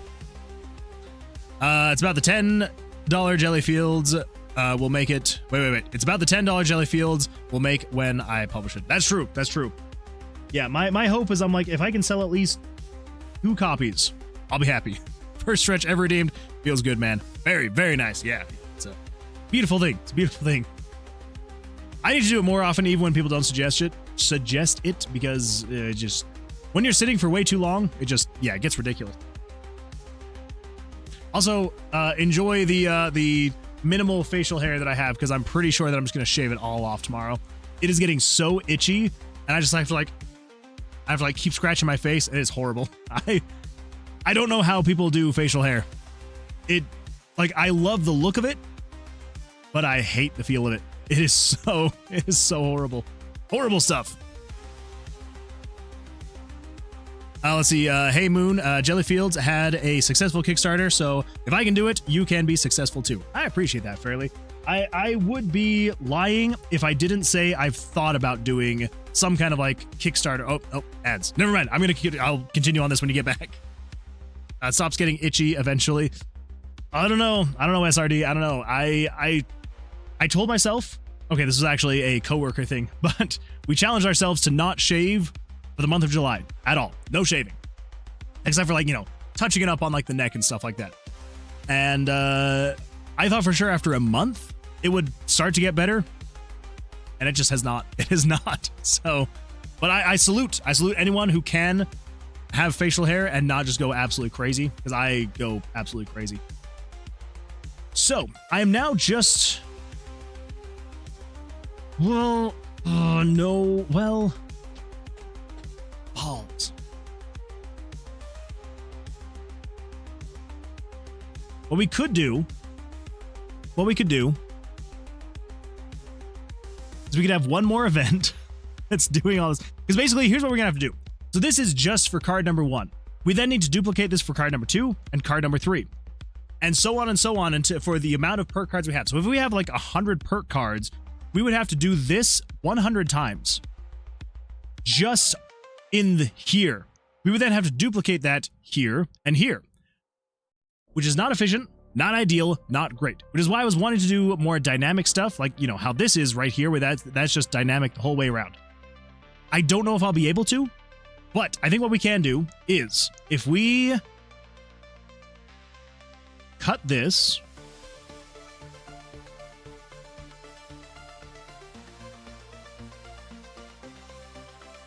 we come over here, we create a new one, and we say if perk tooltip is on, we're going to say parallel process, do this.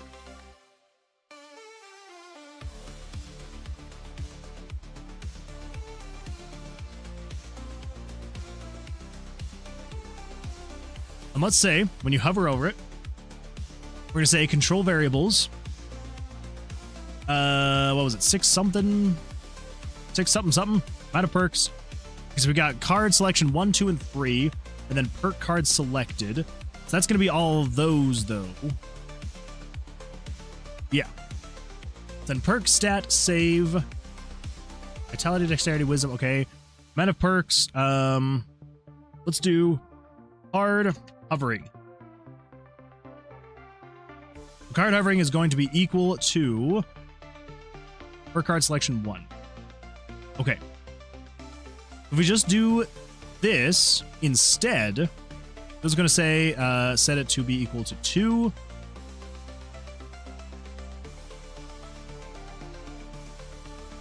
No. Crap.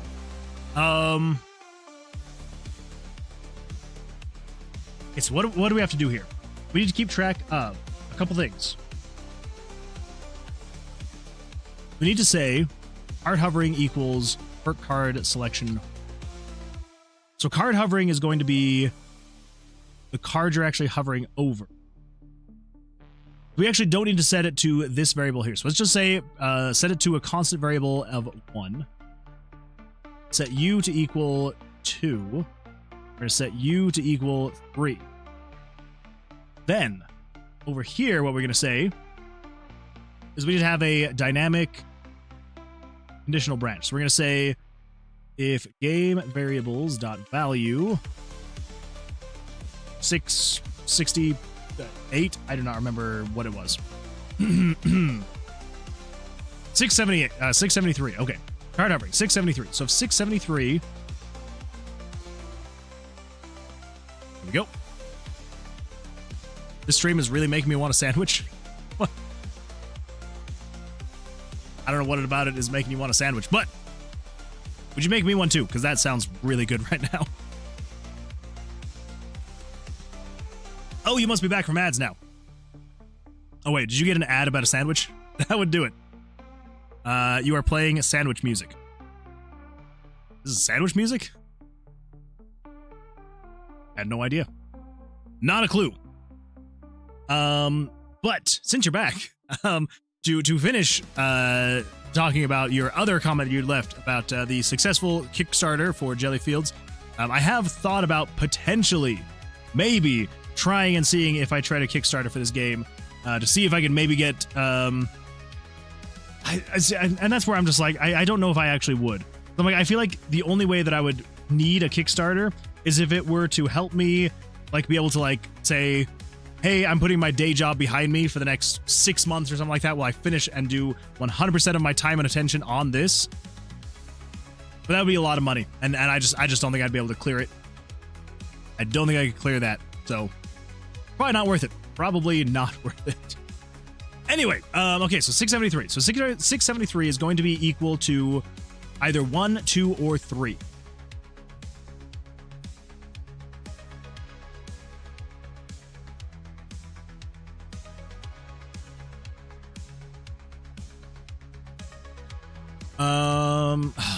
Okay. All right. It hypes you up to want a sandwich. Duh. I mean, that makes sense. Mine was out of necessity because I had some really painful and necessary dental issues that needed addressing. I'm really surprised I fully funded. No, I'm not surprised you fully funded. Like, absolutely amazing looking game, Jellyfield. So, like, it makes sense that you'd be able to get enough money funded. But it shows that some stuff is way more successful than you'd think. That's fair. So I don't know. Maybe I should give it a try and just see what happens. I could maybe even consider it to just be like free sales even for the game. Maybe, I don't know. Kickstarters, it's scary though. It means that you have to deliver. True. And I mean, I'm planning on delivering, right?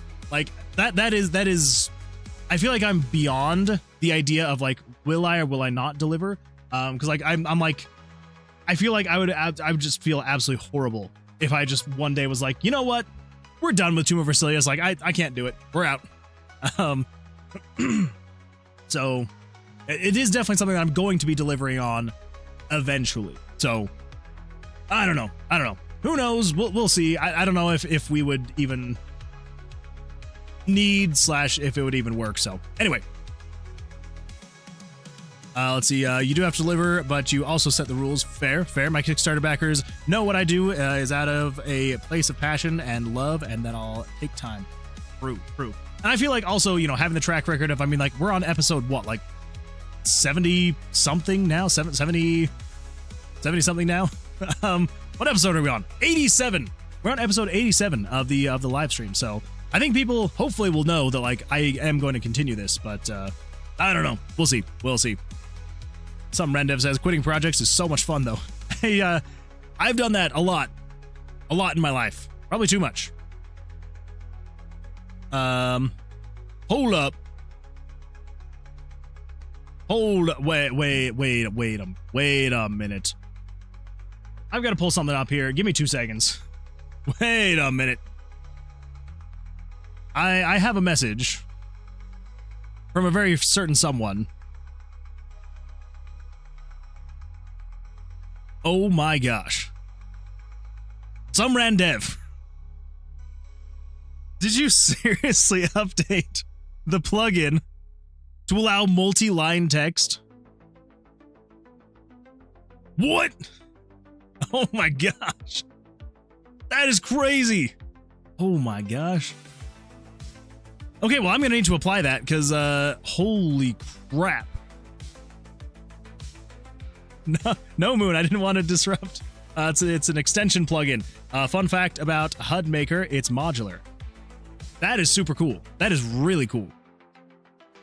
Jeez, like, oh, the fact that, like, oh my gosh. Wait, okay, now I have to actually know how. Okay, if I expand. Holy crap. Wait. Are you telling me? Yes, keep it. Are you telling me that you wrote this whole thing? You wrote all of this since we just started this? Or was this something like you kind of had a little bit already and then you like added a little bit more to it? Because either way, that is freaking crazy. Oh my gosh. Well, thank you for that. Holy crap. I am definitely going to have to go in and make sure that we apply all that because, yeah, that's crazy.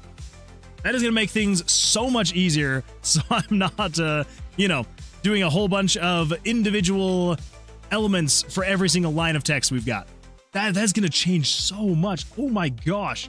Like, I'm sitting here thinking about it and I'm like, yeah, that's going to be crazy because, like, let me just show you how much that's going to simplify things. If I come in here and I pull up the town, right here, the dialogue options, these are all individual elements. Each one of these is a new line that I had to create. Same thing over here in the quests. Oh, I can't actually do quests. I think same thing here. I think these are also all individual elements as well. So I can now change that as well. And if you come over here into the tomb, and I just pick one, if we come over here to the quests, these are all individual lines as well. Oh my gosh. Oh, this is going to be beautiful. Well, thank you. I appreciate that. Make sure you update HUD Maker. Yes, I will definitely need to do that to 1.6. Wait. What else have I missed? Oh my gosh. It's an extension plugin. Fun fact. Yeah. HUDmaker is modular. It's crazy. MVP, 100% MVP. On episode 100, can I send in a stupid voice clip about how I've been a day one fan and just lie the whole time? Absolutely fairly. Absolutely you can. Actually, hold up. Let me check something really quick. Okay, so we're 87 today. So then 88, 89, 90, 91, 92, 93, 94, 95, 96, 97, 98, 99. Oh, man. 100. That's 101, 102, 103, 104, 105, 106. Okay. Oh, man. I feel like I want to skip 6 streams between now and... So I was checking to see, because I know that it's close. So my birthday is next month. And I was going to see, I was like, how crazy would that be if episode 100 just happened to line up on my birthday? That would have been nuts. But no, it'll be episode 106. Oh well, I'm not gonna skip 6 streams between now and then because that's a lot of streams to skip. It's a lot of streams. But let's see. Yeah, absolutely, fairly, absolutely. You can add more components and extension plugins. I just never did it. Fair. Well, yeah, that's crazy. Yeah, make sure you update HUDmaker to 1.6. A lot of it is copy code from the text component. Oh, that would make a lot more sense. Feel free to share and stuff. I mean, I will let you share. That is your thing to share. I mean, obviously it'll be shared on stream, but like, yeah. I was just too lazy to post on site. Fair. Well, then I won't tell everybody to go get it from the site. I'll just be like, this is a super secret plugin you can't have. Not yours. You can't have it. No, I just made it since you talked about it. The whole thing. All of it. How TF did you make this game? It's not good. It's not good. I would not recommend it. I would not recommend for anyone watching this and being like, I want to make a game in RPG Maker. Do not make it like this. Do not make it like this. Not a good way to do it. Not at all. We will celebrate your birthday on the episode 100 stream anyway. There we go. Yeah. We'll just celebrate, 6 streams early. You could lie. And episode 99 plus 1, 99 plus 2, etc. Until your birthday. You do that? Yeah. Just, yeah. Episode 99.1, 99.2, 99.3, 99.4. A good way to do it. Just lie my way all the way and just be like, that's crazy. It just happened to land on episode 100. Who knew? All right. So where were we? I also just made some more progress. There's now an actual bar that fills up when you hold to upgrade a skill. Ooh. I do love a good hold to fill kind of upgrade skill like bar button thing. I don't know what it is. They're so satisfying. I love them. Actually, I made one in I don't know why I just did that. Bad. So I made, let's see, is it Explorer Kenny? There we go. Explorer Kenny. So I actually made one in a mobile game that I made called Explorer Kenny. Let me shrink that down a little bit so you can actually see what's going on. There we go. It's Explorer Kenny, another game that I made in RPG Maker. And yeah, so in the options, you've got the scores here, and it's just so satisfying to like hold down and it like fills up, and then you let go and it goes down. Hold down and fills up, and then you let go. I don't know what it is, but like I've always loved things like that where you like click and wait and then like, anyway, yeah, love it. Ding, that's a 0. Anyway, there's a random tangent of things that I've made in RPG Maker. It's a Flappy Bird clone. Another one that I would not recommend making in RPG Maker. Not recommended at all. The upgrade system has taken me over a month because of designing the UI to look like a PC, but also be functional and work well. It's be so fun. Yeah, I mean, sometimes the UI can sometimes be the longest and most difficult part of a project. But when it all works out and looks good in the end, there's something very satisfying about it. Very, very satisfying about it. Okay. Especially after a month. Like, I remember when I was writing, so if I come in here, so this is the code, so RTG spawn. So this is, well, the code, the eventing that I did to make the random tomb generation all function. This took so long to get working. So long. when it finally was working, beautiful. It was glorious stuff. And yeah, so it's a great feeling. Absolutely fantastic feeling. What's really neat about your game is there's so much satisfying looking stuff. I mean, that is the hope, is that, yeah, I mean, and maybe it's not exactly what I set out to do. Like, the hope is to make this a very satisfying feeling game. Like with merging the dice, like I want to get like the sounds of merging the dice to feel just so good. Like, I feel like I'm going to do a lot of my own sound recordings. Like, I want to do like I want to like actually like click dice together and like, I don't know, just make it.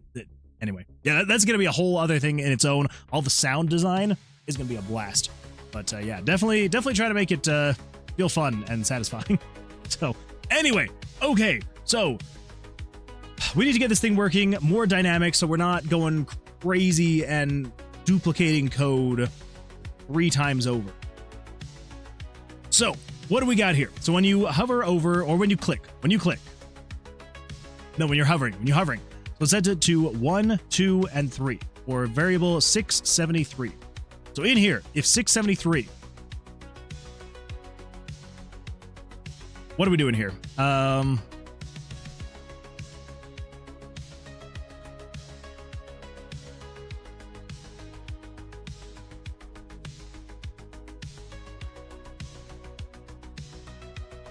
swear in my head this was going to make sense on how to make this actually work, but now that I'm actually looking at it, I'm like, wait, how was I going to make this work? So we have the variable stored for what card you're hovering over. Card 1, 2, and 3.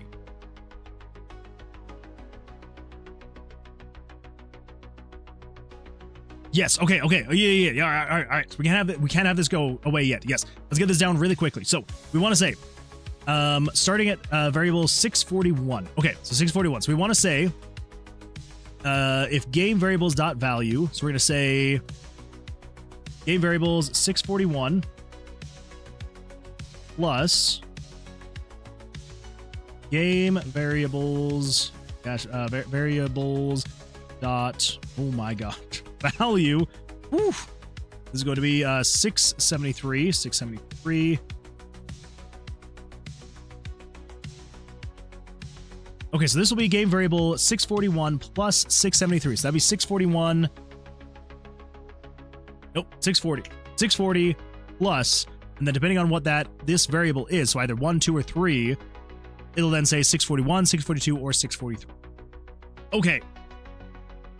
Then we should be able to grab that, put that in there, and I'll just say else. There we go. And we'll just say, I don't know, wait 10 frames or something. Sure. There we go. Okay. So then we hover over that.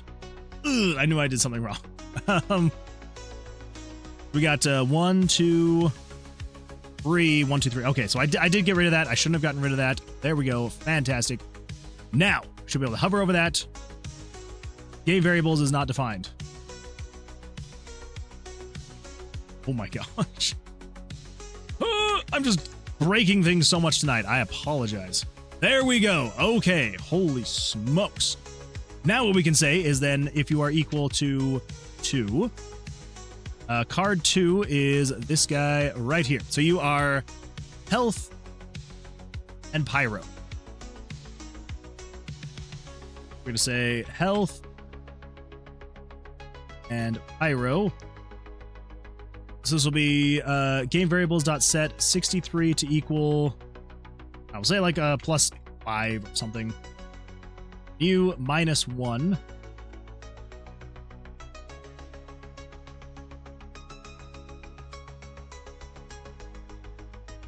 But that is not right. We need to actually change these variable numbers, not 53 and 52.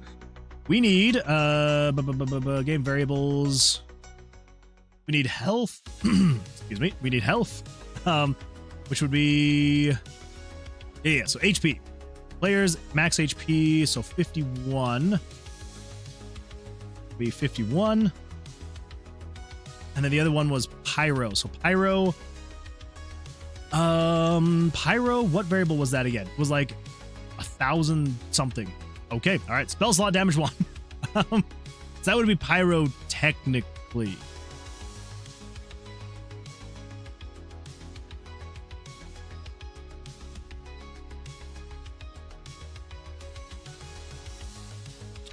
Yeah. Yeah, we just say the pyro spell slot. Okay, so 1061. New 1061 minus 1. Okay, apply. And here on number 3, we're going to say... Oh, we can't do 641.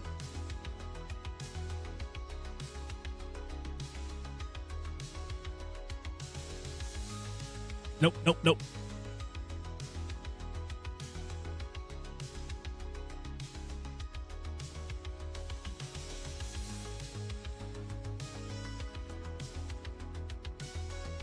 Crap.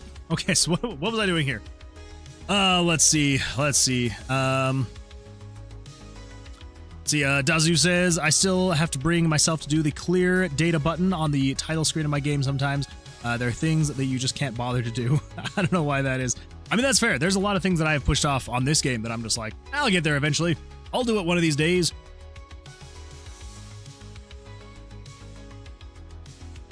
And one of these days I will. But it's not this day. So wait, what are we saying here? Game variables.value 640.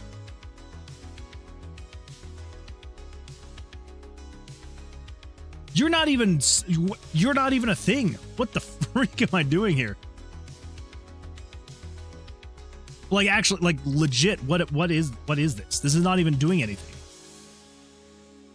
We need to say if you are equal to something. This is a conditional branch. This is the condition. What? All right. My brain is all over the place, and I apologize. So 673. So 640 plus 673. So 640 down here. 640. That. So then plus either 1, 2, or 3.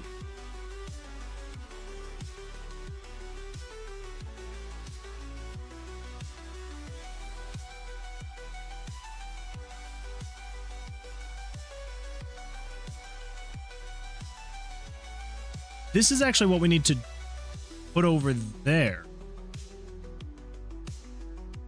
We need to change you to be if you are equal to 1. If you are equal to 2. And if you are equal to 3. So what is this first condition even doing then? You are saying... This only turns on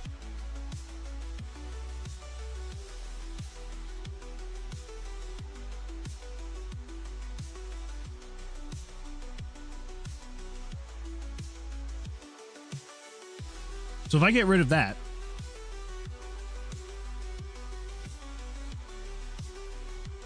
and we come in here, okay, so it's doing nothing now. That's fun.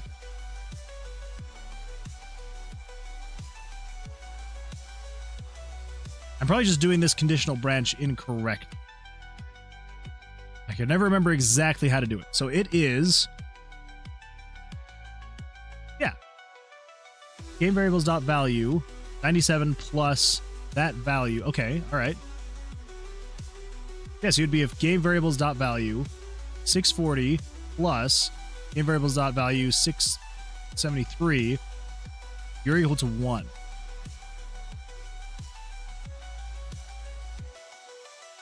640, so it'd be 641 if you're equal to 1. Go to variables, 641 is equal to 1.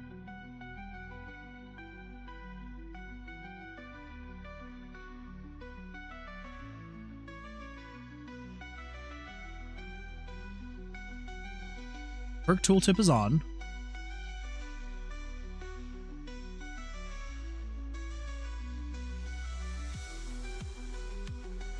Game variables.value 641 plus, okay, so then 673.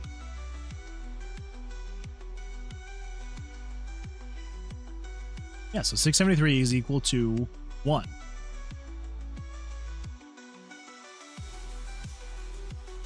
Two equal to 3. Okay, so 673. What is 673 should be equal to 1. Yes. Right now, 673 is equal to nothing. Come over here. Equal to 1. So if you're equal to 1, that means it should be 640 plus 1, which is equal to 1. Okay. Then in here, if perk tooltip is on, which it is, and then we want to say if game variables dot value 640 plus game variables dot value 673 is equal to 1.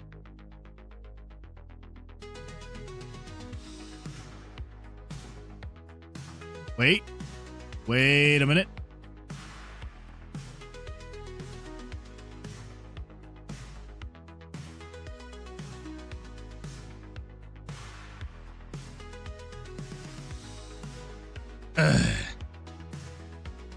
I had to put inside the parentheses. It needs to be outside the parentheses. Life is good. Life is great. Everybody loves the life. There we go. Dexterity plus 1. Vitality minus 1. Dexterity plus 1. Vitality minus 1. Health plus 5. Pyro minus 1. Holy smokes. Oh my gosh. It's working. Finally, it's working. Health, pyro, all that fun stuff. Great, fantastic. Oh my gosh. It does suck there's like that flash there before it actually updates. You like see the original names before. But that's because it is not... I guess what we could do is we could just turn off this. We don't technically need to be waiting for that switch. Let's come over here. It's still...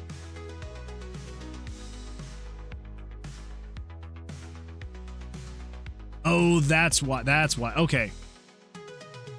So yeah, so it's showing all the UI before it actually updates the UI, because this only runs when you are in that area. Okay. Okay. All right. I see what I see you. I see you. Let's see. Dazu says, "Good job. I really like the floating animation. Thank you. I appreciate that, Dazu. Thank you." Some Randev says, "Moon, try not to make the butteriest smooth UI in existence. Challenge failed." I appreciate that. Thank you. It's what's funny is when I got all of this working, I was like, it's a good placeholder. But like the more that I see it, the more I'm like, you know, it's actually not that bad. It could be worse. And it was worse. It was worse for a while. But yeah, I'm just kind of like, you know what? It's actually, there's definitely things that I want to change about it, for sure. But it's not too bad. Kind of like it. Anyway, yeah, so there is that split second before it actually updates.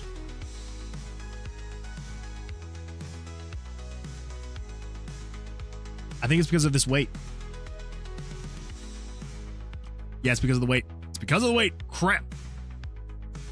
Let's see. Katsudon DX. First of all, welcome. Glad you're here. First time chat. I appreciate that. You can have an additional hover area beneath the perk cards and just turn off the tooltip when you're in that area. That is true. Yeah, we could work from the outside, from the inside out. We could do that. We absolutely could do that. I think. Thanks for the follow, Katsudon DX. Thank you for the follow. I appreciate that. Yeah. So having an additional hover area beneath the perk cards and just not turn off the tooltip when you're in that area. I definitely could do that. I was also thinking about maybe making just the area of the cards slightly larger anyway. But, okay, so that gets rid of... I don't think we actually need the wait. Because here's the thing. Here's the thing with RPG Maker, just for anyone who is not aware and would like to be aware. So, in a parallel process, so you've got a couple different triggers for events. The thing that I use basically all day, every day in this game is the parallel process. That means that it is running all the time, and anything else can run right alongside with it. So this will never negatively affect any other event on the map. It will just be running. Now, since it is taking into condition all of these, well, conditions, it's taking into account all these conditions. That's what I meant to say. Since it's going through and it's saying, I can't do that if you're not in these XY coordinates. I can't do that, can't do that. Then it'll just run through this every frame. So this is running basically 60 times per second, which isn't the end of the world, right? 60 frames a second. There's crazier things that are happening in the game. That's going to be totally fine. Because as soon as I add 1 frame of wait time, it will technically make there be less strain on the CPU, but running a parallel process 60 times a second is really not going to be that crazy. But if you, for example, were to throw in a loop here, it is crazy how often it runs inside this loop. Like, it's nuts. I need to actually calculate it one of these times. Like, it is crazy how fast the loops work in RPG Maker versus a parallel process. Like, I know this is this is like way out of scope and like way off the wall. I just want to show everyone really quick because it is crazy what it does. I'm just going to create a whole new map, and we're just going to put myself here. There we go. Oh my gosh, there we go. And we're going to create 2 almost similarly identical events. We're going to say parallel process on this guy. And we're just going to say, hey, you control variables, add 1 to, I don't know, variable 41. Right? There we go. Now, we're going to take this exact same, I'm going to copy and paste it. But the only difference is we're going to do loop, and we're going to cut that and put that in a loop. So it's still parallel process, just inside of this loop. Now, first of all, we need to actually get these showing on the screen. And I also need to change this from variable 41 to be variable 42. And then we're going to come over here, and we're going to do a little bit of this, and we're going to do show text, and we're going to say this is going to be variable game variables.value 41. There we go. 41 is currently set to 0. Set a max width of 300, I suppose, and center. There we go. All right, so that is variable 41. And we clone that, and this is going to be variable 42. There we go. They're both set to 0. Now, if we come over here and we turn these back on to parallel, it's crazy how much faster it's going to process. Just being in a loop. And I'm sure that someone can probably calculate this and see exactly how much faster it's running. But here we go. I'm going to hit test play, and we're going to see how much faster the bottom variable counts being in a loop versus just being in a parallel process loop. Nuts. Absolutely freaking crazy. Okay, I know it's going to be kind of difficult to read those. Let's kind of do this so you can kind of see them. So by the time that the bottom variable counted to almost 1 million, the top variable counted to 505. I still have no idea why. And like, I'm sure it has something to do with just like the way that RPG Maker is processing what it's being told to do. I don't know why the loop makes it go so much faster, but it does. So I would highly recommend with RPG Maker, if you are using loops, have some way to like tell it to wait even just a frame.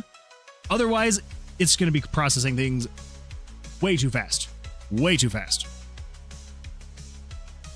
Let's see. I replayed a game I made 6 years ago, and what struck me was how simple yet perfect the UI was. I feel like we go through these like times in our lives where like just things just click, and you're just like, this is beautiful, and you want to recreate it. But sometimes it's difficult too. How I wish I had the ability now to not overcomplicate UI as I did in the past. There is a certain beauty in simplicity, but I will also say, your UIs are just absolutely magnificent. I don't know what you're talking about. I love your UIs. Like, I will say that, and I will say it again and again and again. Like, yeah, your UIs, absolutely fantastic. I am jealous, honestly, of some of the UIs you've got. But yeah, definitely know that feeling. Definitely know that feeling. That's your CPU calculating like rent is due. That's... Yeah. The technical explanation for why this happens, the parallel process is shy and can't focus on what it's doing, so it's a little slow. I do appreciate that technical explanation, so thank you for that. Thank you. I'm sure that I'm sure they're like actual ways to like I'm sure it's something to do with the way that like the CPU is, or like not the CPU, that RPG Maker is like telling it to like process the things in the event, and I'm sure the loop is just like having it bypass a whole bunch of different things. Anyway, sorry, that was a very random side tangent. I apologize for that. But yes, so I do almost wonder if I should add some kind of kind of like Katsudan said, which is like adding some kind of like underneath area as well. I might do something like that. Katsudan says, never touched RPG Maker, but what it seems like is that the parallel process has a consistent calculated frame/time. Loops by nature try to complete it ASAP, so it just goes brrr until the work is done. Yeah, probably. And again, it like most likely it is, if you set an event to parallel process, it probably has a whole bunch of other things that once it runs through the contents of the page, there's probably a whole lot of like background stuff that RPG Maker is also needing to do that it then has to like either wait for certain things or, you know, whatever it is. Yeah, versus the loop, it is like, yep, I'm literally doing anything in here. Anything outside of that scope, I'm not touching. So yeah. It's also probably based on the frames per second, because RPG Maker is locked at 60 frames per second. It doesn't go over, and it goes under, you know, if your computer can't handle it. But so it probably is set. It's probably hard-coded somewhere, actually, in RPG Maker, where it will run a process, an event, every frame, which is 60 times a second. So, maybe. Good times. Okay, cool. Well, I think that should be good. Actual explanation. Parallel process reruns once per frame. Events process instantly, so the event just runs as fast as possible. Oh yeah, you can you literally just said the thing that is correct. Okay. That's what I was figuring. But yeah, so there we go. Great minds. Well, your great mind and my assumptions is what I'm going to go with there. All right. Well, here we go. So we got that all working. Fantastic. Let's update the cards now to actually reflect these grand old new perks, new things, new whatever we want to call it. I can actually just come over here. Yeah, let's just do that. That'll make it a lot easier. We don't need to adjust the Fairly's Fantastic Scroll, but we do need to adjust these two. So let's come over here to Photoshop. We've got Griffin's Potion of Power. The absolutely fantastic Griffin. Griffin, I don't know if you're still here, but if you are, I hope you're having an absolutely fantastic evening. All right, so let's do the HP and the Pyro. So let's just do... Yeah, sure. We'll just do... plus 5 HP. Yeah, set this to be 20-point font. There we go. Center that there. Awesome.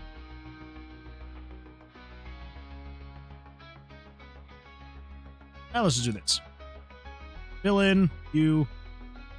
Turn off contiguous. I need to look it up one of these times. Anyway, all right, turn that off, fill that in. There we go. You are centered. Absolutely, you are. 5 HP, and then we're going to say -1 to Pyro. Cool. Copy that, merge it down, save that. And then over here, we're going to say paste you, centered, there. And then if we get rid of that stuff. And then this one is card 3. This is going to be... Oh, wait. Is this HP?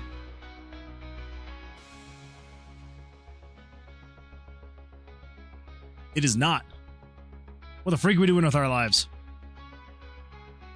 You are Wisdom and Geo. Okay, so +1 to Wisdom, -1 to Geo. Crap. There we go. Good enough. Wait. Wisdom, Geo. Wisdom, Geo. Okay, Wisdom, Geo. Grab that. Grab you. Throw that in like that. It's +1 to Wisdom. -1 to Geo. Okay. Merge down that, save that, and there we go. So, now we need to come back over here to RPG Maker. Let's grab these new cards, and I just want to make sure that these stats are actually reflective of what are on these things. So on the scroll, it is +1 to dex, -1 to vitality. This one is, let's see, perk card number 2 is +5 to health, +5, and then -1 to pyro, -1 to pyro. Then for card 3, this one is wisdom and geo. Say the wisdom is +1. Geo is -1. There we go. Save that. Awesome. Come over here. Get rid of that. You are random between 1 and 3, although I feel like I hardly ever get the freaking hat. That is crazy lucky that we got one of each. Very nice. Very nice. All right, so we hover over. We got dex +1, vitality -1, health +5, pyro -1, wisdom +1, geo -1. For you. That is all working. Awesome. Fantastic stuff. Good freaking heavens. Oh man. All right. Dazu says, guys, what's best for a roguelike? Smaller set of maps, but bigger in dimensions with more detail. Bigger list of maps, but smaller dimensions. That is a great question. A smaller set of maps, but bigger in dimensions with more details. Bigger list of maps, but smaller dimensions. I almost feel like I enjoy more of like a smaller map with more dimensions. Like more dimensions, more details, that kind of thing. I almost feel like I enjoy that a little bit more. But that's just a me thing. That is just me. Fairly says, I'm now doing the most complicated part of the whole system. And what is that, Fairly? What do you got going on? Let's see. What's the gameplay, or are roguelikes turn-based by nature? That is a great follow-up question. I feel like not all roguelikes have to be turn-based. Yeah, I don't think they have to be.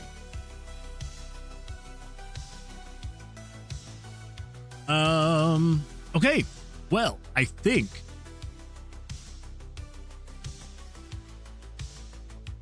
now, so if we do vitality, so if we do -1 to vitality, my vitality is -1. All right, cool. I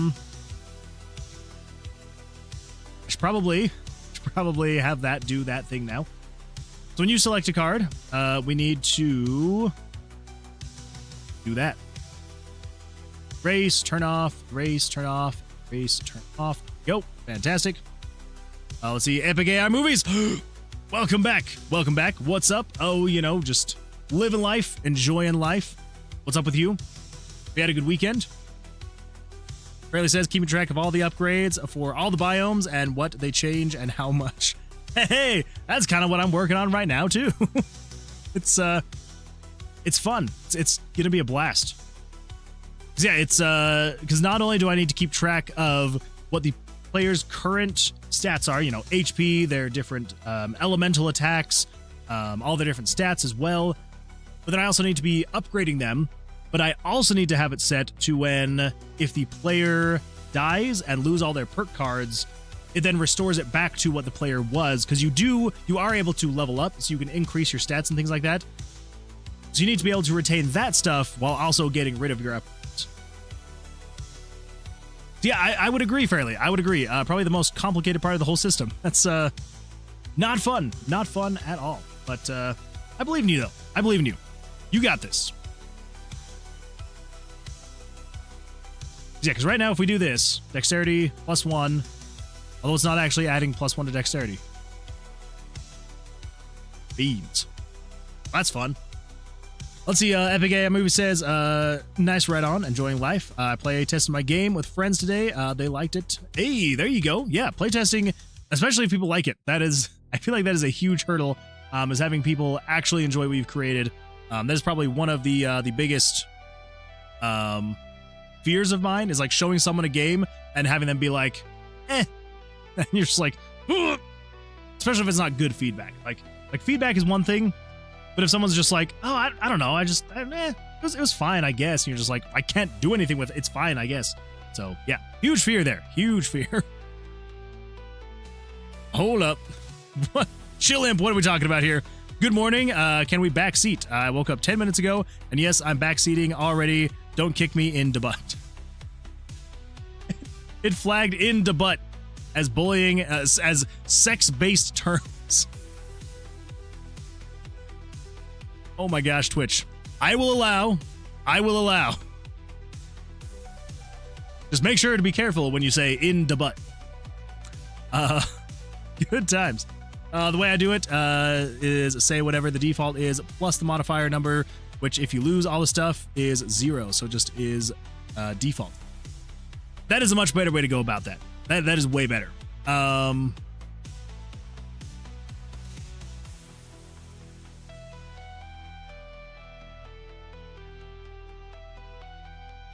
That's why I didn't do it that way. Yes, so I would have done it that way if I had known that I was going to be doing perk cards earlier on in the game. Unfortunately, there are so many weird places that I would have to update it that it didn't make sense for me to go back and do something like that. Because yeah, it definitely would have been way better in the long run if I just did it that way. Just had the base, and then it just goes up based on the variable of the perk that I'm adding to. Well, adding / taking away, because mine is like it's a buff / debuff, right? Every single one has a buff with a correlating debuff. You kind of have to like pick, like, do you want this minus this, or do you want this kind of thing? But yeah, that is a much better way to go about that, fairly. So I should have done it that way. You are much smarter than me, way smarter. Because I did not think it would do it that way, and it would just take way too long to me adjust. So now I just have to get some fun, weird, complicated ways of doing it. Good times. Good times. Just pay them to like it. I guess I could do that as well. I could do that. Automod caught me. Good morning. Let's see. Thank you for allowing to be a bully. Such a big bully. Such a big bully. Such a big bully. Despite your name, Chill Imp, you are not chill. I'm doing something similar, plot twist, and what I did was have base stats like base HP, base damage, etc., and have the modified stats like computed HP, computed damage. I have an array of upgrades, and if you add / remove something, we recalculate the computed asterisks stats. Okay, that is a good way to go about that. This way the base stats stay the same, and if the player dies, you just empty out the upgrades. Yeah, see, that would be a much better way to go about it.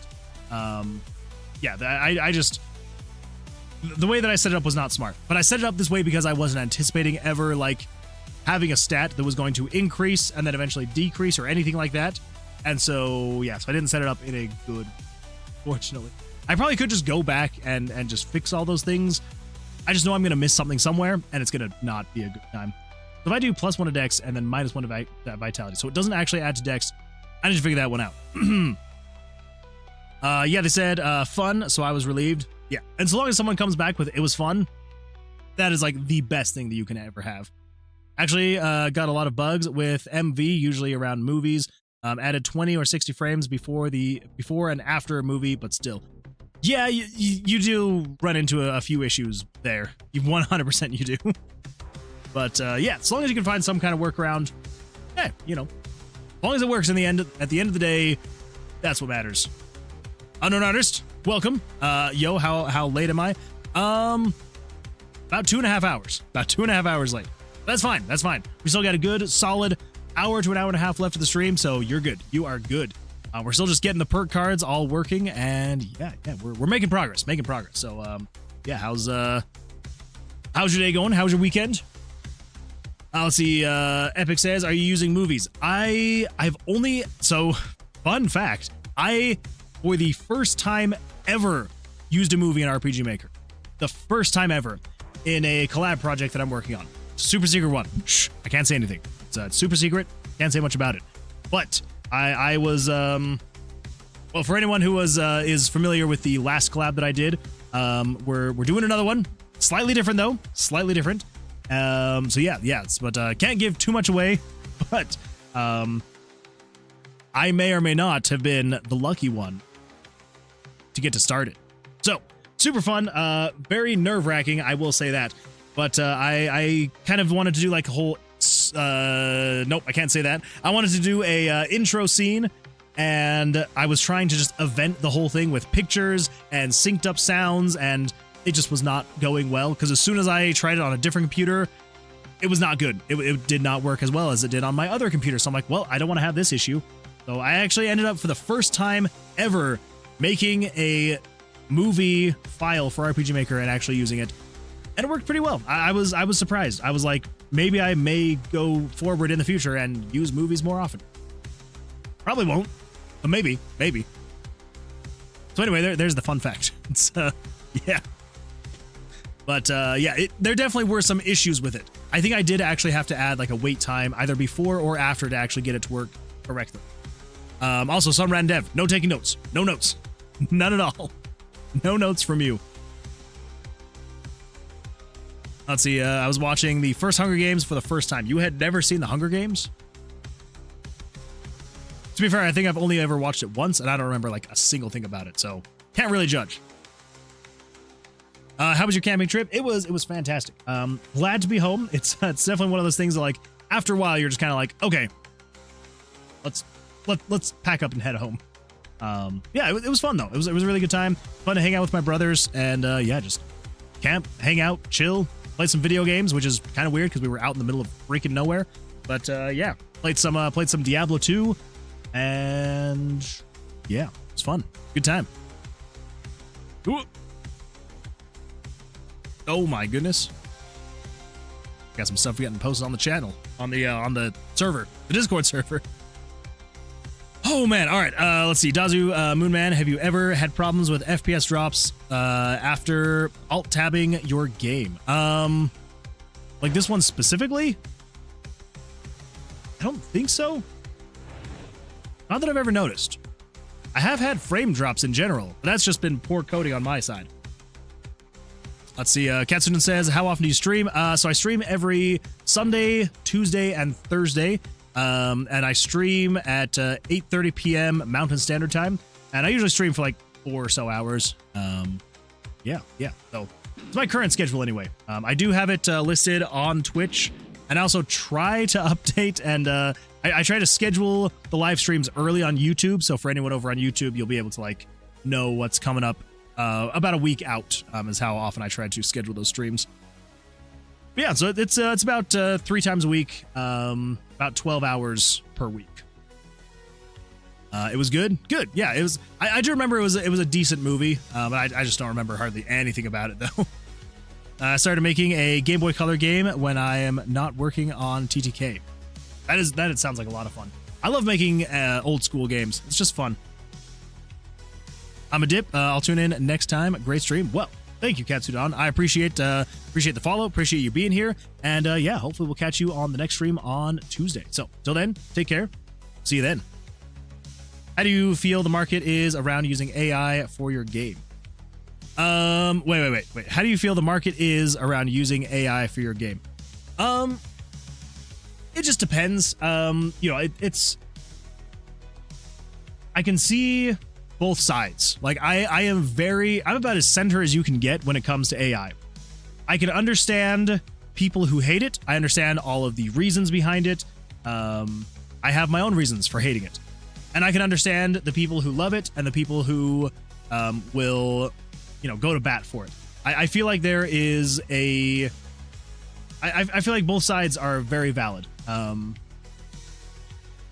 But I will say the stigma of using AI to create things as being lazy, like I 100% get that. Like, you know, it's but I do feel like if someone is an artist, if someone is someone who knows how to be a developer, someone who knows how to make music, if you know how to do these things and you use AI to either enhance what you can do or you use it to get past all of the tedious, you know, parts of art in whatever format it is, I personally don't ever see there as being an issue for that. You know, like I know there are very specific artists who have just create the most beautiful artwork ever, like crazy beautiful stuff.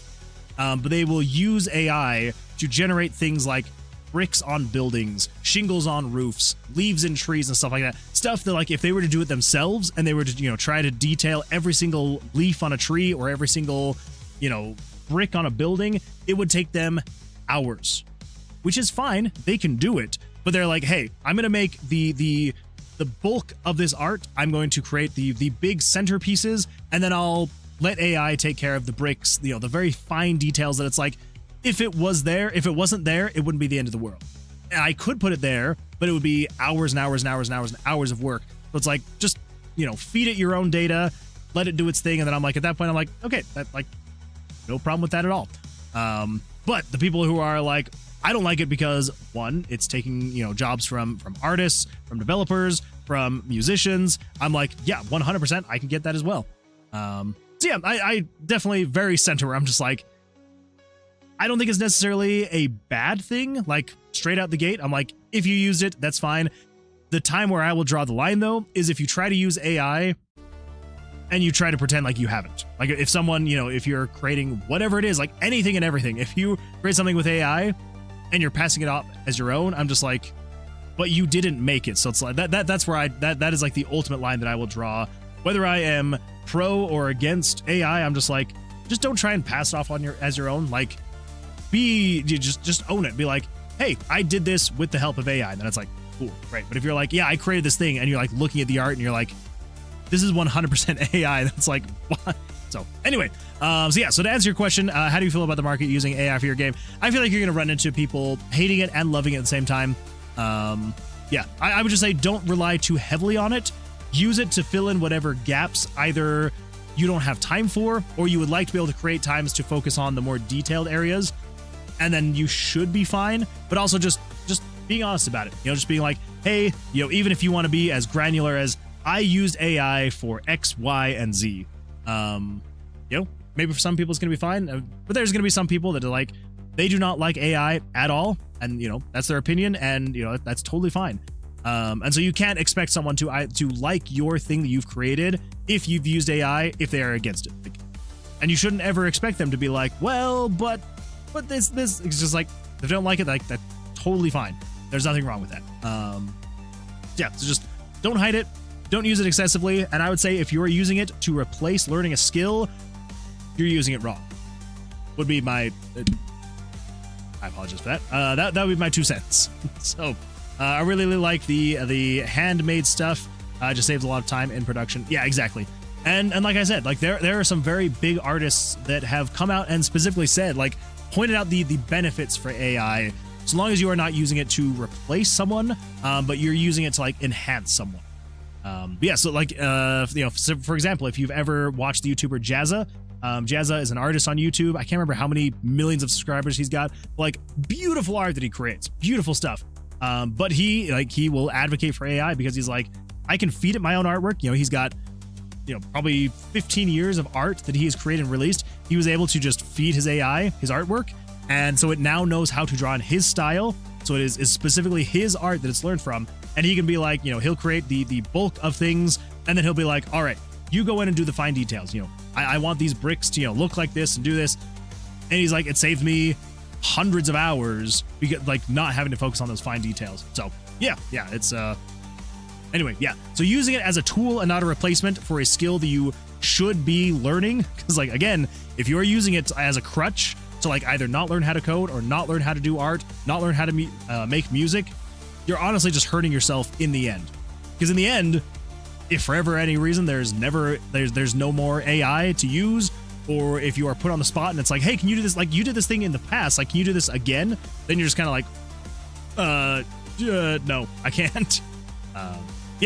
So anyway, there's my 3 cents of a tangent. Let's see. I'm a one-man army. I know a little bit of eventing, and it feels like a collaborative work, like directing a team that bounces ideas off as a director. Yeah, totally fine.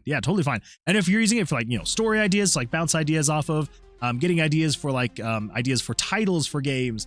I don't think there's anything wrong with that. None at all. And for a lot of those things, like, I wouldn't even say, I would not say, if you are bouncing your ideas off of AI for story ideas, game title ideas, character ideas, backstories, quest lines, things like that, I wouldn't say you need to even, like, disclose that was AI, because it's just like you're just going back and forth. I would say if the AI is actually creating something, though, that's when you should probably be like, hey, I use AI to create this thing, or it helped me create this thing. But yeah, as far as just like general, just bouncing ideas off of, yeah, it just kind of is like a collaboration at that point. Anyway, yeah, so sorry about that. But yeah, so appreciate your opinion, bro. I respect you. Thank you. I appreciate that. Thank you.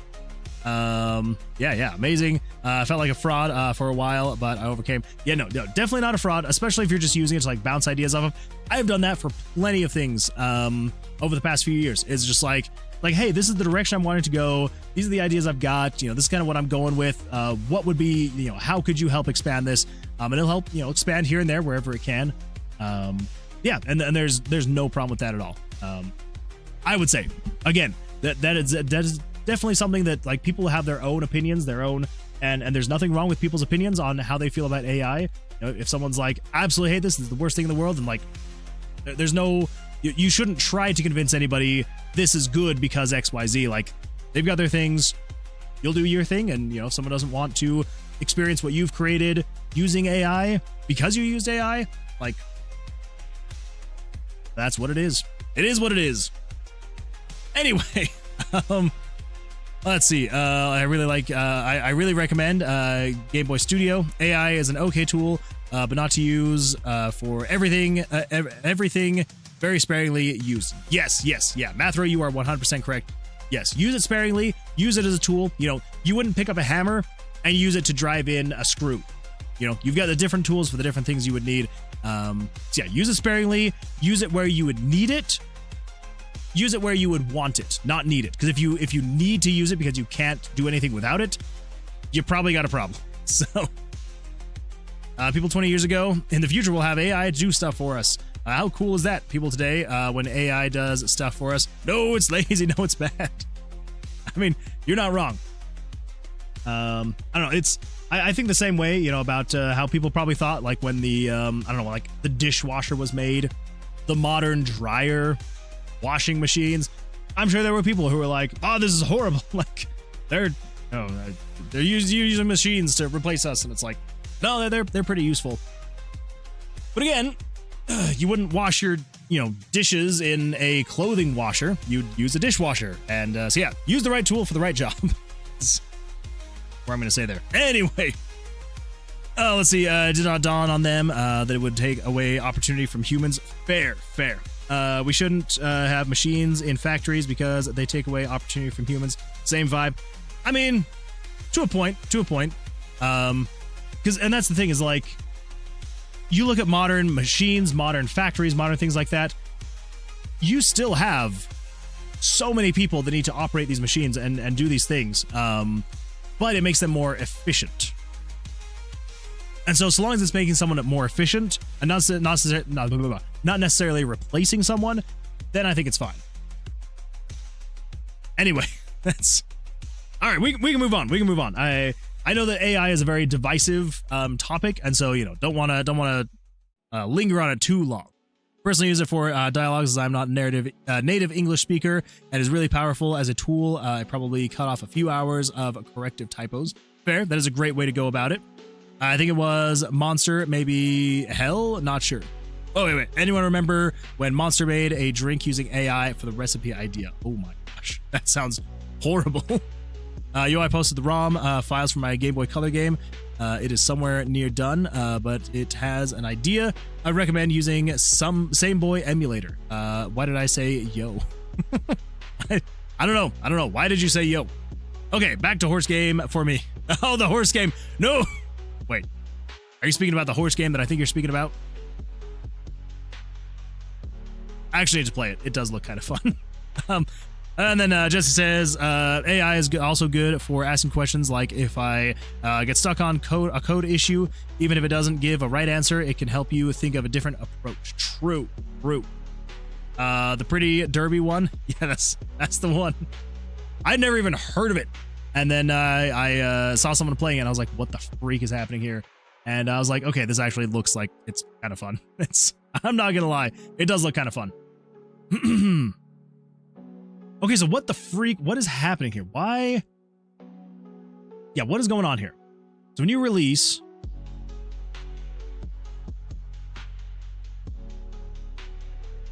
what does actually change the variable? 643 plus 672. 643.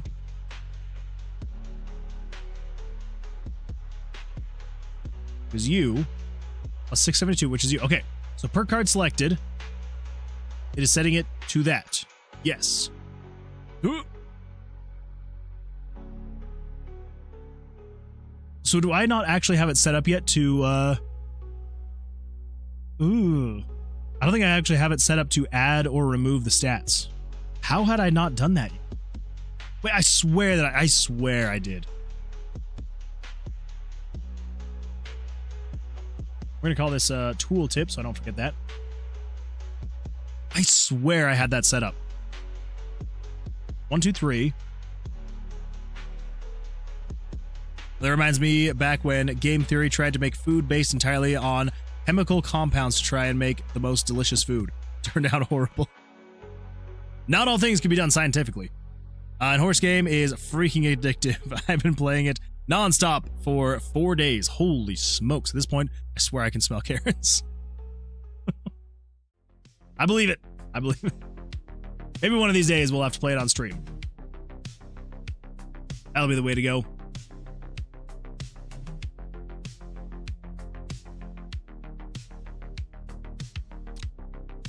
Oh, here it is. Okay. Selecting perk. There we go. It's just on page 2. Okay. All right. That makes so much more sense. So, card 1. That is Dex +1, Vitality -1. Okay. Then over here.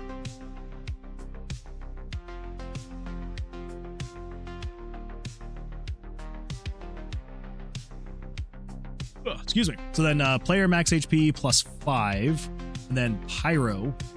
Oh, and then yeah. And then player HP +5. Yes. So it adds to your max HP and heals you that much more, because if you're going to increase your max HP, you would also want to increase your current. Yes, that is true.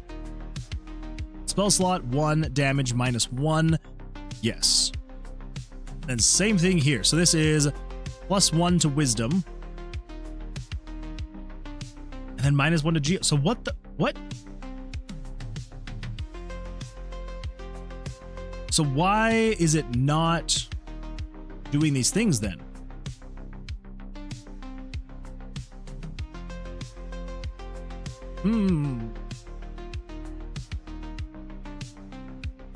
Alright, so let's do this. 30 frames. So we're gonna do red, green, and blue. It should be affecting these things. Let's see.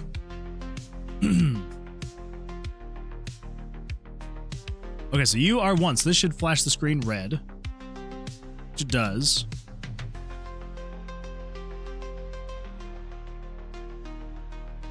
There should be Dex +1, Vitality -1. Vitality is -1, but Dex is still 0. Why?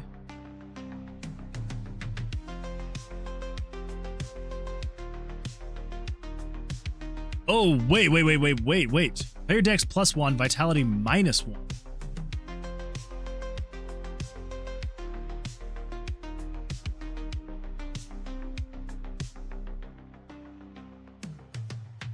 Okay, yeah. So Vitality is -1, but still Dex 0. Why?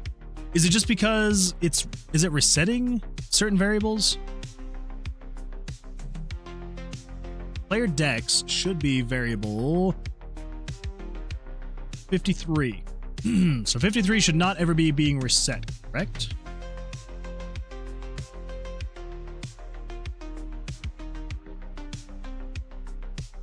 Okay, yeah. So that's not being reset. And it takes us to the town, to the tomb. Okay. All right.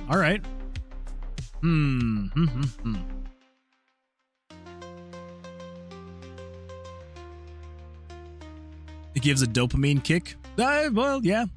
I mean, it is definitely designed for that that kind of thing. Give you a nice swift kick of dopamine.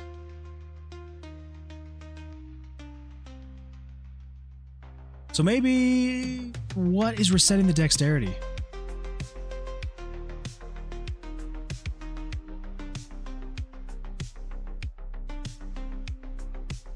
Maybe is it in the tomb? Player model is equal to 0.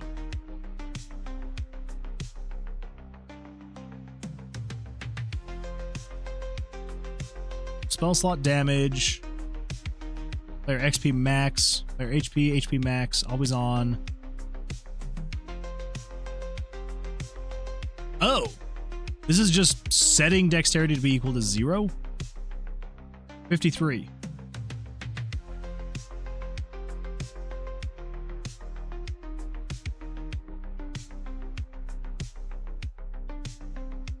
That's a weird thing to do. Get rid of that. Unknown Artist is back. Welcome back. Welcome back. Glad you're here.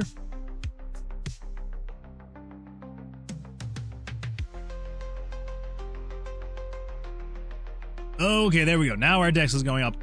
Okay, so I literally was just manually saying to do that thing. That's cool. That's cool. Okay, so this should increase our max HP by 5 and do -1 to Pyro. Our max HP did not go up. Why did it not go up? Max HP. What the freak just happened? The game crashed. Why did that happen? Come back. Okay, so HP plus 5.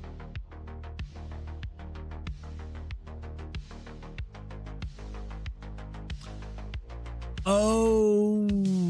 Ooh.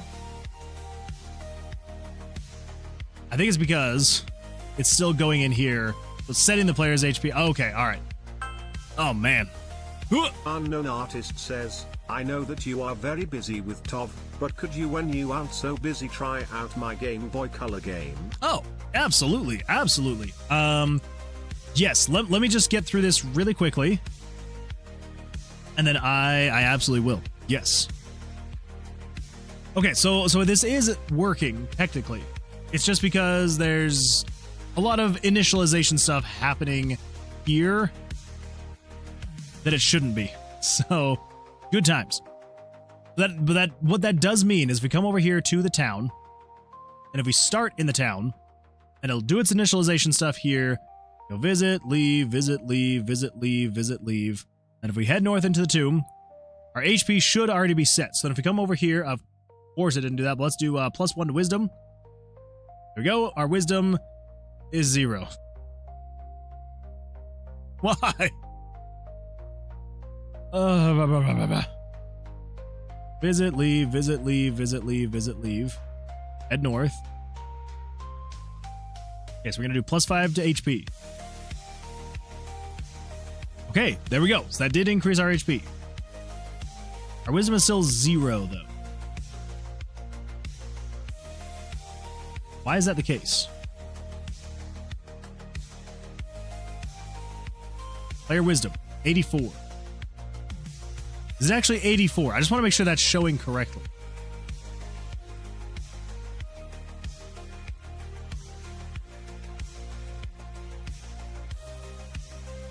The variable 84. Player wisdom is 0. Okay. Now, are you actually showing wisdom, though?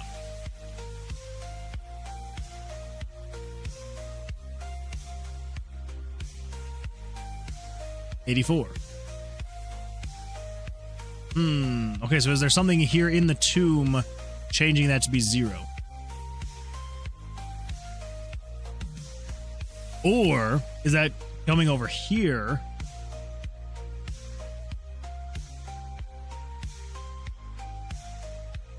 Yep. Okay, so that's 81 through 340. Okay. Oh, man. All right, so 81. Not 81. 84. 84 is player wisdom.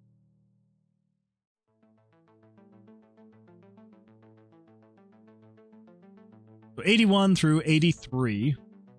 Then we just skip over 84, go to 85. Yes. There we go. That should do it. Now if we come over here, we save the game, we pull this up, we go to visit, leave, visit, leave, visit, leave, visit, leave. Come in here. We choose you to add to wisdom. There we go. My wisdom is now equal to 2 instead of just 1. Oh, there we go. There we go. Fantastic. Now, last thing to check and see. Well, no, because we already done the HP, and then, yeah, the dexterity and vitality, so there should be +1 dex, -1 to vitality. Vitality is 0, +1 to dex. We've now got 21 dexterity. Awesome. I mean, the same thing should happen, though, as well. If we come in here, we do all of this fun stuff. We hover over this. HP is 15 + 5. Yes, Pyro is 1, -1. Okay. And Wisdom is 15 + 1. What? That's not right. So it's showing the correct name.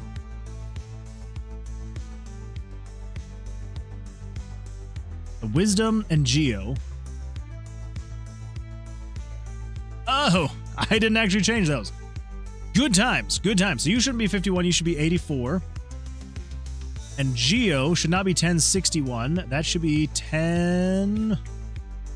Let's see. So it's Pyro, Hydro, no, Pyro, Geo. So yeah, so 1062. Okay. There we go. Oh my good freaking heavens. There we go. Come over here. Let's test this out. Okay. So Wisdom 1 + 1. Geo is 1 -1. Okay. Health is 15. There we go. Fantastic. Okay. Good heavens. That took forever to get that working right, but we've got a good thing set up and good to go. So hopefully we can actually make that work now. I hope. Fingers crossed. All right. It doesn't need an emulator, though. I personally recommend Same Boy emulator. Is easy to set up and easy to use. All right. Cool. Yeah, absolutely. All right. Cool. Well, then we will take a quick break from Tower of Vercilias, and let's check out Unknown Artist's Game Boy Color game. Okay. So let's see. So you posted it in the Discord. Is that correct? Pull this up really quick. And let's go over to where the freak is the server. There it is. Creator Corner, I'm assuming. Ooh.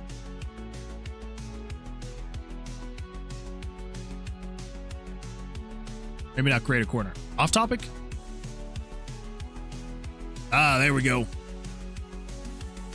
These are the ROM stuff for my Game Boy Color game, but would recommend using Same Boy emulator. Okay, so let's get Same Boy really quick.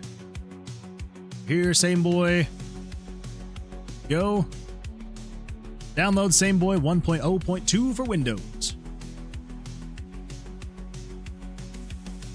Add up.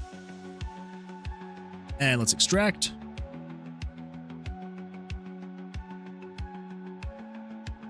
Alright, so we got Same Boy installed. There we go.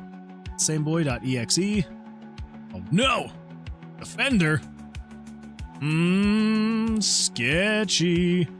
Well, if the stream dies, everybody knows why. It's because my computer got hacked. Would you like to associate Same Boy with Game Boy ROM? This can also be done later in option. Sure. Sure, why not? All right. Now we come over here. Let's pull this up. Let's see. Game Boy game. Yay! I know, right? Could be fantastic. I believe I put it. Okay, well, my media player crashed. That's fun. We're already off to a good start. Already off to a good start. All right, stream music. Where are you? Stream music. Stream music. There we go. Oh, that's stream assets. Stream. Where'd it go? Stream music. There we go. Get that back up. There we go. Okay. We're good. We're good. Everything's good. MGBA is my fave. I used to know the emulators a lot better, and I haven't emulated a whole lot lately, and so I've been kind of hasn't been as much, not as much in the loop. But let's see. I believe I put it in off topic. I hope the ROM works. I haven't done it. I haven't done it yet on Linux. Fair. Well, let's come over here. So which one do I need? So I see here in off topic we've got a handful. We got GB. .ihx, .map, .noi, and .sim. Do I need all of them? Which one do I load in? Or do I just load all of them? Do I download all of them? I guess for now I'll just download all of them, and then we'll see. I think all of them. Okay, all right. All right, so let's come over here. Let's get this pulled up. Let's do escape from menu. Let's see, open ROMs, options, start. Yeah, so I guess open ROM. So let's see what we got here. So if we can do downloads, we've got game.gb. Sounds about right. Okay, so let's actually, we're gonna pause the music. We're gonna turn up my desktop audio. Good enough. That way you can actually hear what's going on. Open this up. Buddy. Resized. Hey, that does work. Fantastic. Just a little bit bigger. Big, actually. Just be able to do this. There we go. All right, yeah, seems like it's worked so far. Yeah, I believe should also all go in one folder. Nice. All right, perfect. What do we got here? Oh, I see. Okay, I see now. I see what's going on now. It's as far as up as I can go. I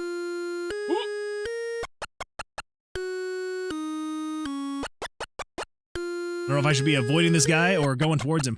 I'm gonna give it a try. Get out of here. Get out of here. The enemy doesn't work yet. Oh, okay. All right. Fair enough. Fair enough. I was gonna say he's definitely coming for me. Ah, what are you? Help me! Help me, Arrow! Help me! You can't see me. I'm hidden. It is really just a walking sim. No, that's fair. That's fair. I love it though. It's absolutely love the music. Oh my gosh! Ooh. No! Get out of here! I know he won't actually hurt me, but it's still, I'm like, don't touch me. Absolutely beautiful stuff. Oh man, it's you know that you got something fun going on and something good to go, because I just want to keep walking around like avoiding things, but I also want to like just attack. Want to like, oh my gosh.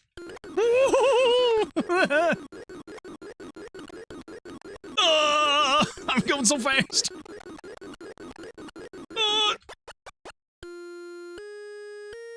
Anyway, apparently, if you hold down the spacebar button, it goes real fast.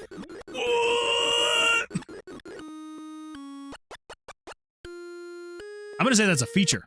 That's beautiful. Well, now I feel like you need to add that as some of the gameplay eventually, because I'm guessing, yeah, that's the emulator. I'm gonna say you need to have some kind of speed up button. Maybe not quite speed 5,000, because this is just a little bit too much. But I think you should add some kind of like speed function to the game. Fun. Be a good time. Yeah. Literally cinema. Cinema? Literally cinema. Absolutely love it. Now here's the real question though. If I come over here, wait, what happened to that other guy?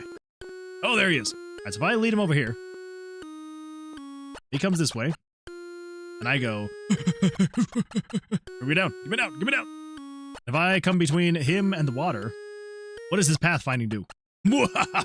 You cannot get me. I am too great for all of you. Bunch of fools. I love it. I love it. That is beautiful.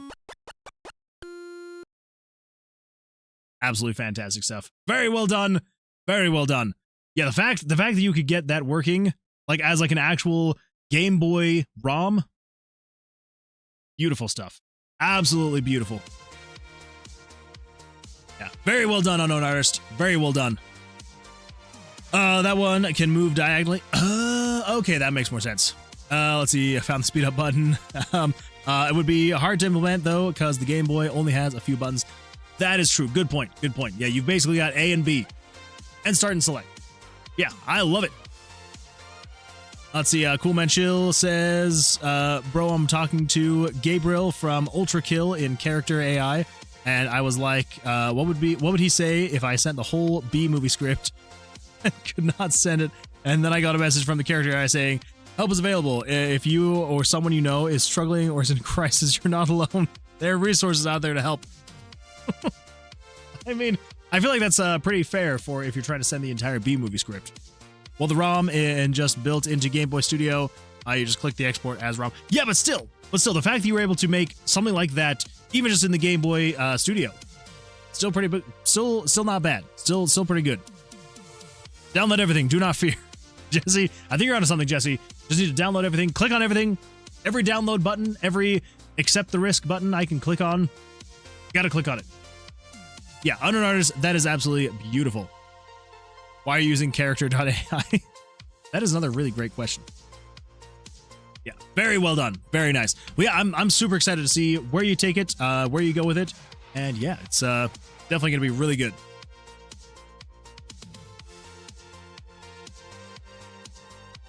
All right. Well, there we go. So technically, I think we've got our perk system working. We just have to make more perks, make more graphics, make more stuff. Yep. I think so. Oh, I think so. Has the best AI memory for free. That's fair. I haven't really looked into it though, so I guess I wouldn't know. But you do realize character AI does not let you do sus stuff. He's got you there. You can't be sus. Can't be sus with character AI. There are a lot of those out there. Okay, so let's see. What do we got now? What have we got now? So the only other thing that I was trying to think of was originally I thought it'd be kind of fun to, as you were building out your perks, it would kind of store those as cards somewhere. I don't know if we're actually going to do that anymore. I mean, we're still storing the data, so like if we decide if we need it somewhere, we can still show them somewhere. But it's like once you get back to the town, your buffs and debuffs are gone. So it's not really going to make sense to have them here in town. Yeah, I don't know if we really need to show them anyway. Yeah. So I think what we... Yeah, I think it's basically good to go from here. Stored a backup of all that stuff already. We will have to take into consideration, though, and this kind of comes down to when we're going to allow the player to level. I'm trying to decide if you just level up as soon as you get the experience points, or if you have to wait until you leave the dungeon to level. That is a question for another day. So, for now, let's get rid of those flashes. We don't need those screen flashes anymore. Let's kablump, kablump, and kablump. Cool. All right. So, what do we got now? What have we got now? Do we want to start working on me when I eat a microwave burrito? I have not had a microwave burrito in so long. That actually sounds really good right now. Especially like the chimichanga microwave burritos. That sounds really good. Some nice pace salsa. Be good. Good time. Okay, yeah, I think what we can do is we'll just get started on getting stuff looking good. I like the font. I was struggling with the font today. Oh, the font for the game. Yeah, it's well, first of all, thank you. I appreciate that. Yeah, I do need to fix some things eventually. Yeah, I appreciate that. Yeah, it's one that I made myself, and I made it because I wanted everything to fit into a 5 pixel tall by 3 pixel wide character. So I wanted every single character to be the exact same width and height. So, yeah. And that's what we got. That is what we got. It's a good time. It's fun. 50-cent rock solid frozen burrito from Walmart. That's the way that I do. I mean, I usually buy like the pack of 8. It comes in like the like freaking, what brand is that? Again, it has been so long because I usually rely on I've relied on ramen for way too long. Ramen and canned ravioli like Chef Boyardee. Good stuff. Anyway, yeah, burritos. Not bad. I should get some burritos. That's it. I'm gonna do it. I'm gonna eat some burritos for lunch this week. Cool. I had ChatGPT build me a plugin to draw each character from a preloaded image. It was a challenge. Fair. That is very challenging. Yes. There are a lot of really great platforms. I would highly recommend Font Awesome. Is that the one? Fontstruct. Fontstruct. That's the one. Fontstruct.com. Yes, Fontstruct is great. It is another. It's a platform. It's online, so you know it's all free, and you don't have to install anything. Yeah, Fontstruct, fantastic if you want to be able to create your own custom font. And you can get, like, some people get crazy with Fontstruct. I use it to make pixel fonts because that's all I can do. I am not a great artist. But yeah. So Fontstruct, definitely would recommend if you wanted to build your own fonts. I think I've got my login information saved here. Not. That's okay. I think it's 91. Hey, there we go. There we go. All right, let's actually do something like, we'll do my Fontstruct gallery. My Fontstruct. Where the freak do I? There we go. Create new Fontstruct. Name redesign. Let's go test. Yeah, so in Fontstruct, it is really great stuff. If I do a little bit of this, yeah. So first of all, it's like super easy because you can just be like, "Hey," you'd be like, then down here you're just like, "Oh, that is off the screen. I apologize." There we go. You can like select B, and you're like, "Woo, B and C and D." Anyway. But then you can get super crazy with things. You can like choose different shapes for the brushes. There's a lot of them. And yeah, like the amount of time some people have spent creating fonts with this thing is nuts. But again, you can make some really cool stuff. You just, have to take the time to make it. And yeah. Again, I am not great at artistry, so I am not good at it. But you can do some really cool things. Ooh. Anyway, we're just gonna close that now. Yes, leave. I do not want to save changes. A is for a murder. B is for be the murder. C is for commit the murder. D is for D's nuts. Okay, all right. Anyway, thank you, Unknown Artist, and thank you, Summer and Dev. That beautiful dialogue. Absolutely fantastic stuff. D's nuts. Ads got me like POV. I got ads. No, not the ads. Wait, Summer and Dev, how did you get ads? You are Prime Gaming right here. Also, I appreciate the Prime Gaming. Wait, are you subscribed with Prime Gaming? I don't know. You have the little icon next to your name. Got him. Okay, lesson learned. If you try to copy the first 1 million digits of pi, Opera will stop working. Yeah, I could see that. Yeah, that is a lot of digits of pi. Glad to see you grinding. I mean, we're getting there. Glad to see you here, though. Nope, I just prime in general. Okay, all right, that's fair. Makes more sense. Okay, cool. Well, let's see here. So, yes, so the tomb. We want to get the tomb working better.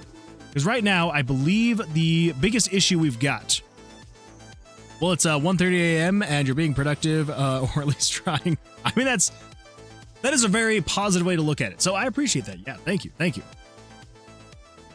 On the bright side, though, it is only 11:30 a.m. here. So if it was 1:30 a.m. here, I would not be able to focus on anything right now. I would be in an even worse mess than I currently am, which is already not great. Okay, monster spawns. Let's come over here. Let's increase these monster spawns because I believe the battle system was having an issue. What that issue is, I'm not 100% sure, but I'm pretty sure it was having issues. Let's come around here. Okay. We're just going to do some testing. We're just going to be playing through the dungeon because, again, I want to try and get a demo finished and on Steam before the end of the month. Is it going to happen? Who freaking knows? But that's my goal. That's my plan. So let's just make sure that the loop of going through the tomb is done and finished and good to go. So I should be able to attack. So let's attack. Go. 17, 14. I can attack. There we go. I think the biggest issue was all of like the tying and things like that. If I remember right, I think he was still drawing when he shouldn't be. If I remember right. I may not be remembering right, so let's just find out. Find out together. Oh my god. There we go. Oh, I also probably want to add at least one more puzzle. Maybe. Oh yeah, and the chests. The chests aren't even done. Oh my gosh. Oh man, there's gonna be a lot of things we need to fix. Oh my gosh. Okay. Okay. All right. Holy crap. I just, sorry. My eyelid just kind of like rolled inside out. That was bizarre. Okay, so first of all, I think we just turn off chests. I think that's, yeah, we might want to do that. Okay, let's actually create a whole new list, and this is going to be called Prep for Demo Release. Let's move that over to here. Yes, so to prep for demo release, what do we need to do? Well, first of all, we need to remove chests. Yeah. So that's something we need to do, because those are very broken right now. Let's clear up the inventory just a little bit. I should probably just reduce the amount of dice that I'm having in my inventory when I start. I mean, that already needs to happen anyway, so need to do that.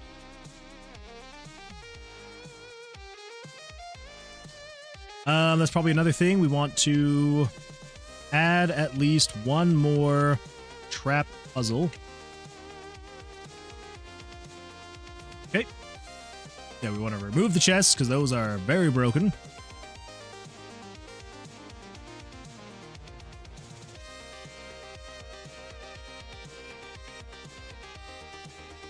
All right, 14 and 7, we'll attack.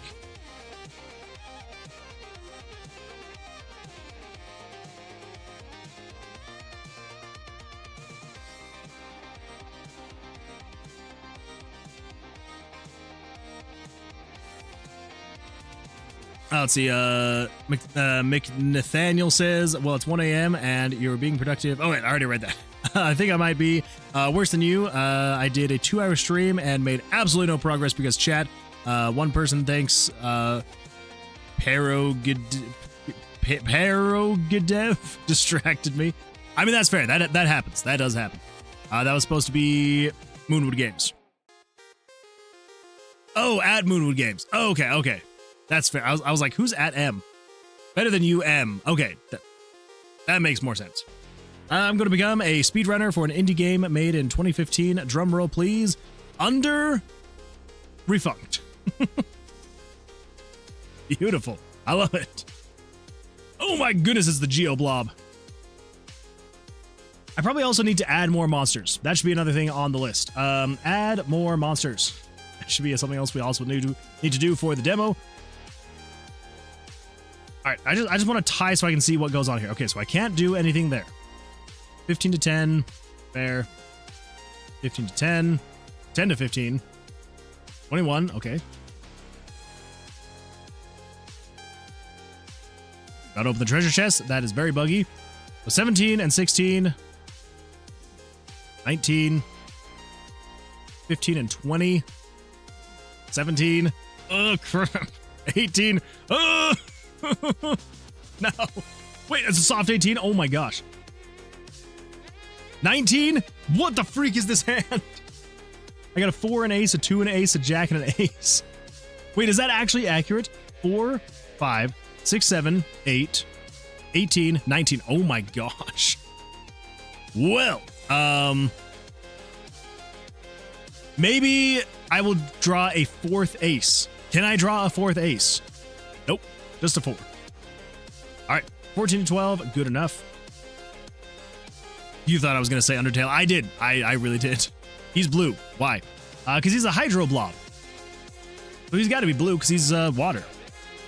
You know, might as well, right? Ooh.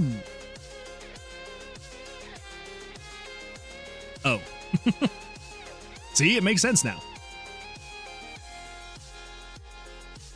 But water is clear.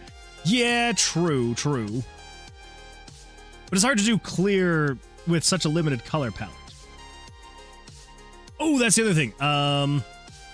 Let's see. Make it so you go inside the door to fight the mini boss. I do want to change that, though. True. Well, I mean, you know, and according to Jesse, he should just be Gatorade. Was that what it was? It was the different Gatorades that the blobs were?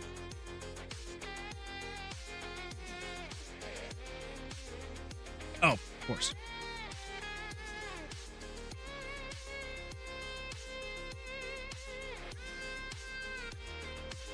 Okay. 17 and 15. Just generic candy/drink flavors. Fair. Yeah, well, I mean, you know, yeah, we can't really have copyrighted material in here, so. 11, 16, 13, 16. Of course it did. Of course it did. Oh, dear. Okay, yeah, we definitely need to get that fixed. If the player's HP is too low, change the font color for the HP. Yeah, that definitely is like a weird...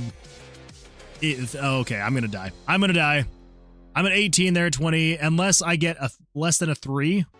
Yeah, that's what I thought. Dead! You died. Oh, that actually reminds me. Make it so if you die... actually restart the game. Yeah. Okay. 20 and 18. Yep. Oh my gosh, why did I draw? Oh, did I get a blackjack when I wasn't looking? All right, good times. 2, 3, go. Clearing out the inventory. Clearing out the old inventory. All right, we got a green blob right here. Gatorade. Blob of doom and energy. Struggling with his own game. I know. You would think I would add some kind of like safety nets for myself, that I wouldn't struggle with my own game. Okay, let's see what happens. We're tied. I should be able to click you. Okay, we show the dice. I'm gonna guess evens. Oh yeah. Go. Okay, so maybe the monsters are fine? Maybe. Gambling! I know. Good old gambling. Gambling with my life. I would like to do it. 15, 17, 18. Oh, sucker. 12 and 5. Go. Do not open the chests. I was very tempted to open it. 12. 14. Of course. 14. All right, here we go. So evens odds. We're going to go 11 to 20. Ah! Okay, well, that's good. I took a hit. That's good. That's tested. That's good to go. Of course, he got another 20. What the freak is going on here? 18. Come on. Give me a 2 or a 3. I'm going to die. Hold up. Okay, but now it's not actually showing. Okay, you know what? So that's not actually a thing. I mean, we do need to do that, but then also redo the white part of the bar on the player and the monster. This is just kind of buggy all around, right? Because like so if I draw, it should be showing a white bar here and a white bar here, but it's not.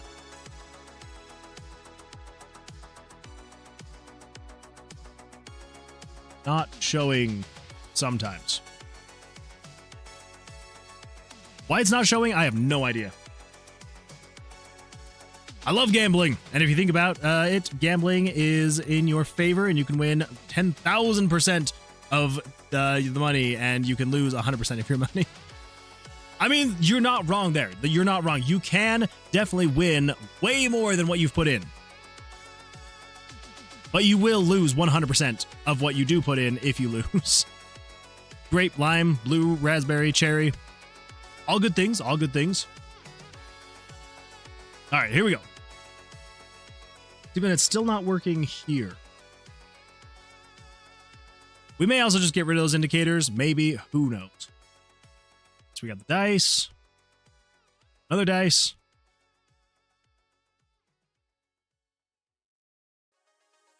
But now they're working here.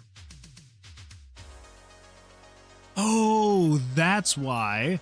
Because see here, this is like a lighter pink here. And this is just a pure white. So what we need to do is actually just come in here and we need to adjust. So if you hide everything else but this. We need the image gauge. 1 of 5.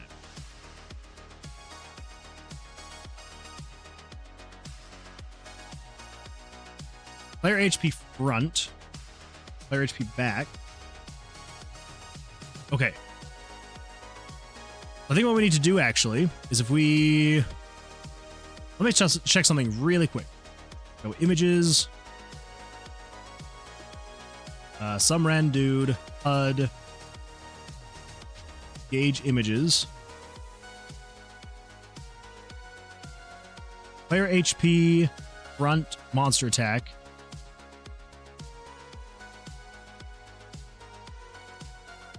Player HP front.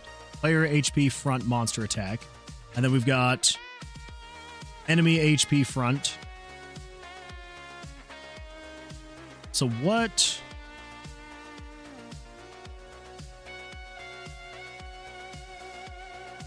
What are these things?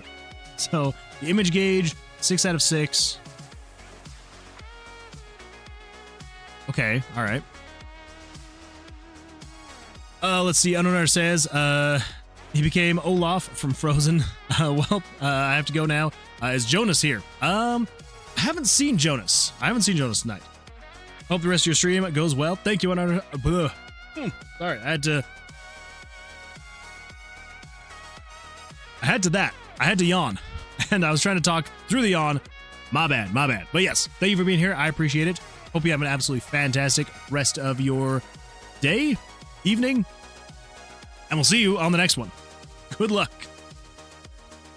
Oh, beautiful. Okay, so why is this a lighter red? So I'm not changing the opacity. So you are just enemy HP front, enemy HP back. Okay.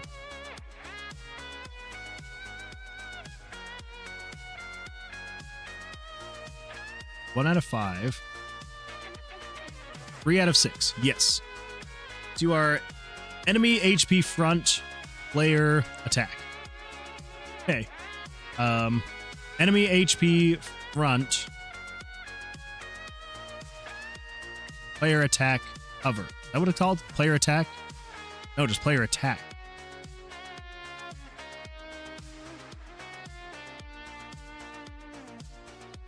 And then player attack transparent. What the freak is happening here? Oh my gosh. It is so weird and confusing, all these different things. Okay. So we've got 3 of 6, 0 of 6, 6 of 5, and then 4 of 5. Okay, so not that. You're 6 of 5. You're 0 out of 6, and you're 3 out of 6.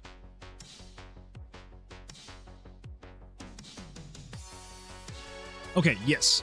You are enemy HP front player attack. Enemy HP front player attack cover. No, why did it freaking crash? Oh, I hate my computer so much. It is the worst thing in the world.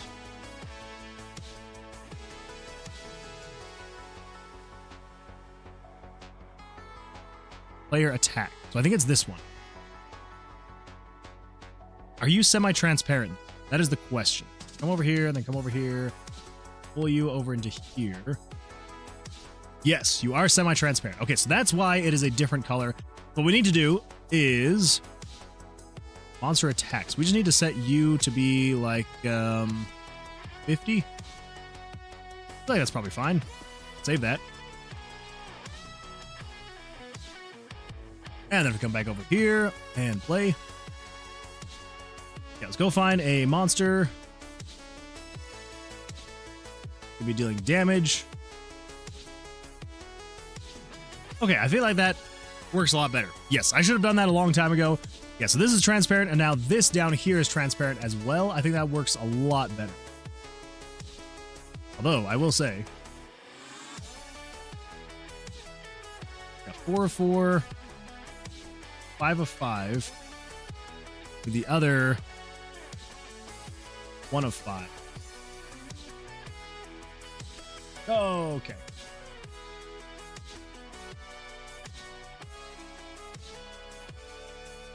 What is that? Why? What is this?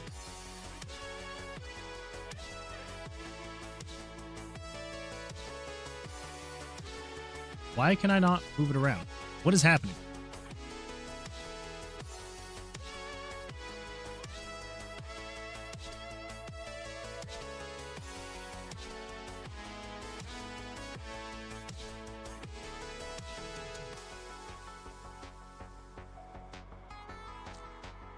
Because I'm not in a battle.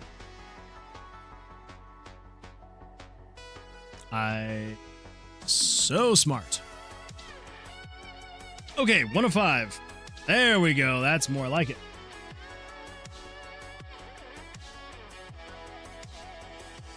Fantastic. That looks way better. Okay. Oh my gosh. It was literally 1 pixel off, and it just threw me off because I was stupid. Barely says, I've now finished the thing I wanted to get done tonight. Very nice. That is an absolutely fantastic feeling. Well, congratulations. Very well done. 2 thumbs up. Not bad. Not bad at all. So wait. So you got a portion of the upgrade system done? I'm assuming.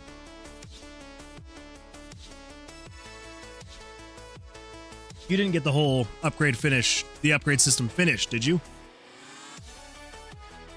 I know you've been working on it a while, but I feel like it's still a big project to get done.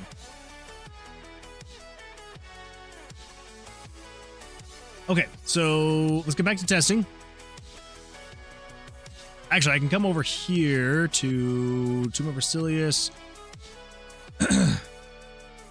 Redo the white part of the bar on the player and the monster, not showing sometimes. The player's HP. Okay, so we can actually delete the if the player's HP is too low ask. That one is now done because I should have just fixed it. Actually, oh my gosh, I shouldn't have. Never mind. Player's HP isn't transparent, so you can't see the HP amount behind it when the player's HP is. There we go. Okay, then I'm just gonna add checkboxes when I'm actually done with it. I did technically do that to get it ready for release. Okay, there we go. Awesome. Let's see, Fairly says it's about 70% done now. I can send a GIF of the navigation showing a fully upgraded thing. Send it over in Discord server, just showing the navigation layout. Ooh! All right, let's go take a look. Let's go take a look, everybody. Come over here really quick first, and we're gonna do you. Go. And then over here to the Discord server. Do I have that somewhere else? I do. All right, let's bring that over here. Let's see. Creator corner. Yeah. Oh my gosh. It's beautiful. I love it. That is looking super good. Really, this is amazing. Very well done. Very nice. I love it. I can't tell if it's just like the art style, the color palette. I don't know what it is, but anytime I see your game, I'm just like, it's just so satisfying to look at and just watch. It's beautiful. I love it. Very well done. Very nice stuff. Took a long time to get it, to getting the right feel. Oh, I know that. I know that feeling all too well. Yeah. But yeah, once you get that right feel, it's perfect. Yeah, very well done. I love it. Very nice. The vibe and the feel of Jelly Fields is like a huge aspect of it. Which, I mean, fair. Yeah, like if you're trying to make that kind of a game, yeah, you want that feel and that vibe to just feel just right. And it's a hard thing to get sometimes. Yeah, so it takes a while. But once you get there, definitely worth the time spent. I don't mind picking up all the dice. I know that the dice system works. The dice system, that one is solid. It's the bosses and the monsters that I'm kind of like, are they all working? I hope so. Who knows?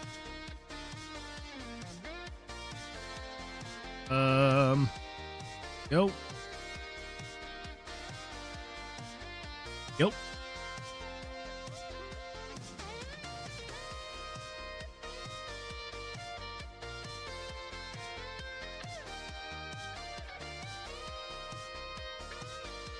There's actually kind of a part of me that I'm debating.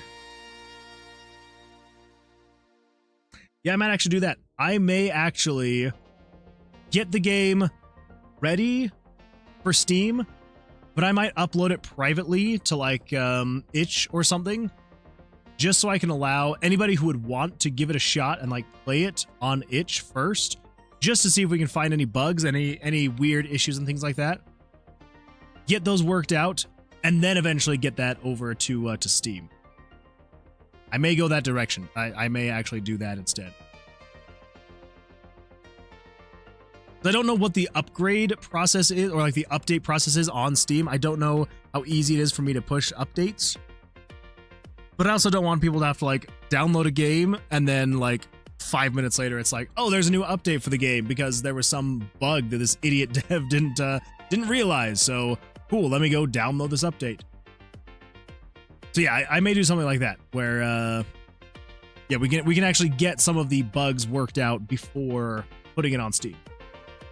Because itch, I know that itch is crazy easy to update, and yeah, I feel like I would be a little bit more comfortable updating the itch page than I would updating Steam. Just because it's a whole new thing for me. I have no idea what I'm gonna be getting myself into. Hopefully nothing too crazy. Hopefully. But we'll see. Fingers crossed it's not too crazy though.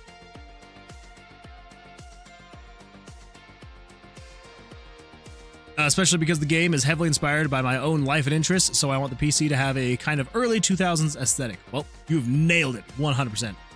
I really want to play the game. It looks really fun. Thank you, Fairly. I appreciate that. Yeah, it's I mean, the hope is fingers crossed before the end of the month we will have our demo up on Steam and ready to go. Crap. Well, died twice in a row. All right, I just need to find the mini-boss. I want to test the mini-boss because I'm pretty sure there are some pretty big bugs with the mini-boss. Let's go to room 30. But yeah, so hopefully before the end of the month, we'll have a playable demo up on Steam. Yeah. Oh, that's another thing. Well, actually, I'm going to be removing them. So never mind. I was going to say we need to get the icons for the chests in as well. But we don't actually need those because the chests aren't going to be in the demo. So... yeah.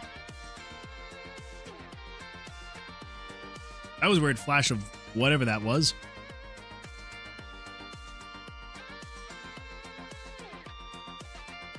Okay. So it's a tune. Get the mini-boss. Okay, the mini-boss is over there. Fantastic. Basically on Steam, you need to just update the depot, one click, and then it pushes the update out. It's very simple and quick. Oh! I guess that's not too terrible then. I still feel like I will want to do it on itch first as just like a testing grounds, you know? If you ever need any help with Steam stuff, just let me know because I had so many questions when I first used it. Yeah, I definitely am going to have some questions about it.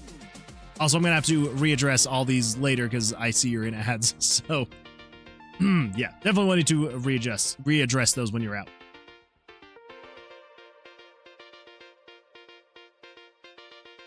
Let's open the door. Get the mini boss. Get this horrible Cheeto mini boss. That is another thing. Oh, that is another thing I need to write down. Add a new mini boss graphic.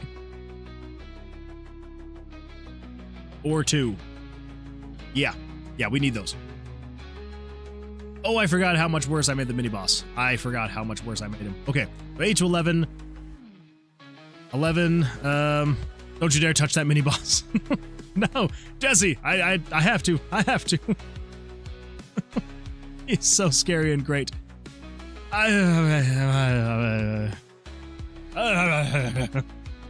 Look, I love this guy as much as the next person, but I don't think I can. I don't think I can justify leaving him in the game.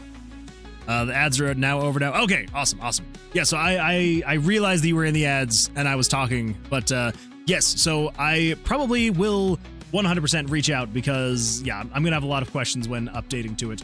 But I probably still will. Okay, well that sucks. I probably still will just do it on itch first, just as like a private thing.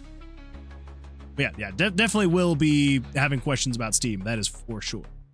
All right, so let's stand at 19, 17, 16.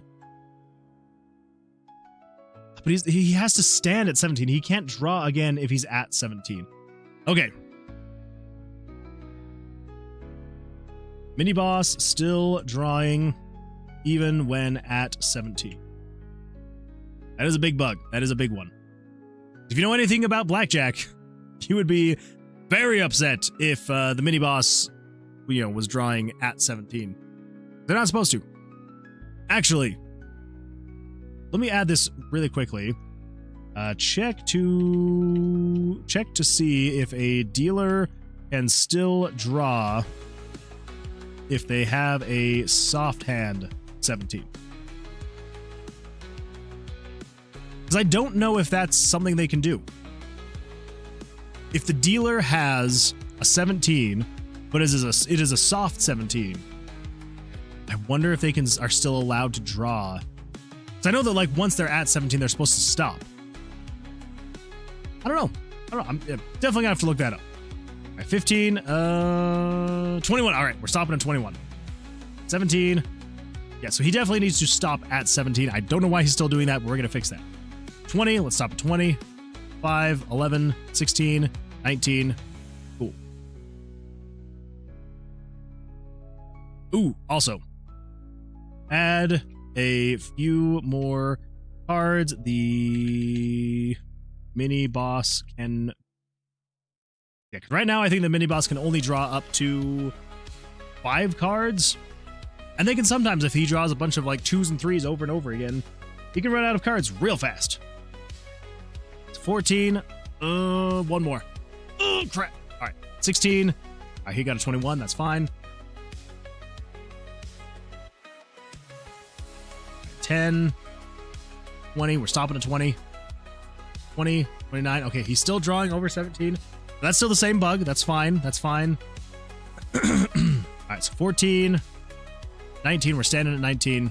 14. 22. He busts. I get to attack. I mean, okay, so far the mini boss has been a lot less buggy than I was expecting him. For some reason, I thought the mini boss was crazy buggy. 12, 22, 20, standing at 20, 12, 19, go. But he seems to stand at 19. I have no idea. Not a clue. All right, so 19, 20, and that he should have just. Okay. MB was at 20.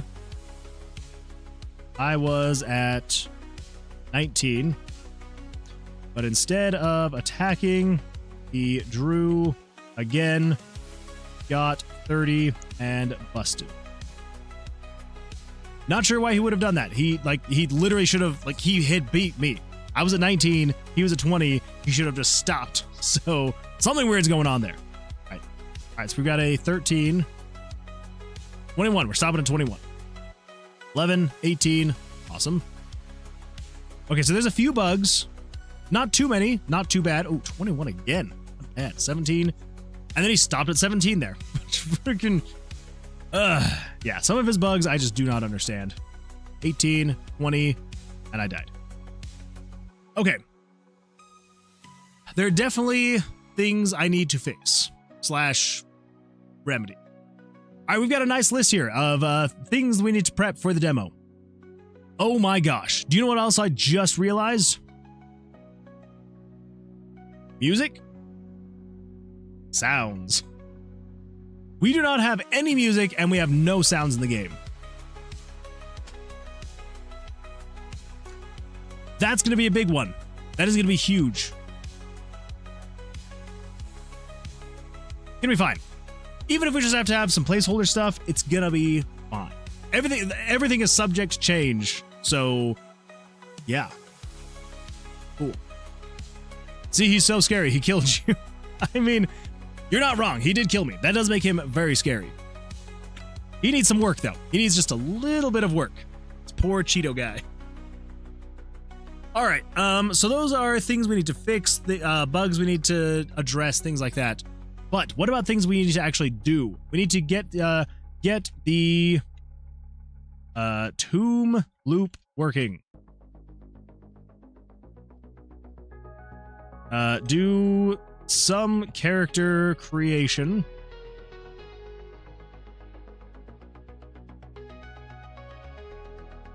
I don't know if I want to do an actual save game in the demo. I don't think there's any reason for people to be able to save their progress in the demo. Because you're just, it's just playing the demo, right? Like there's nothing, there's no town, there's no anything like that. Right now, the demo will be very, very bare bones. It will literally just be you going through the tomb, going from floor to floor to floor, seeing how far you can go before you eventually die. So it's basically going to be just a hardcore mode, right? You create your character, you play for a little bit, and if you die, you die. You're done. Yeah. All right, but we do want some character creation stuff. We need to get the actual loop working so you can go from floor to floor to floor, and when you die, you go back to the main menu. Okay, yeah. Cool. So there's our list so far of bugs we need to fix / things we need to add. Not too bad. Not too bad. It's doable.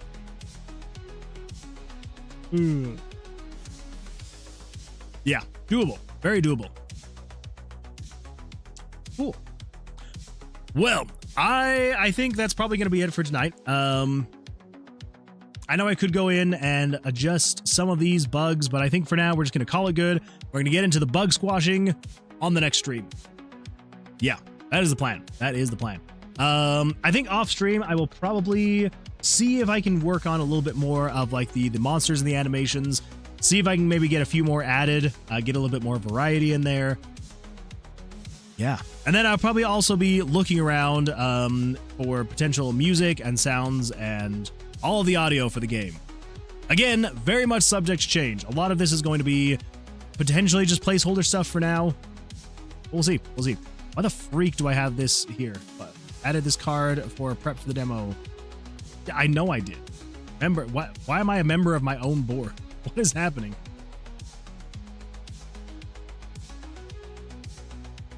I don't know. Anyway, holy smokes. We have,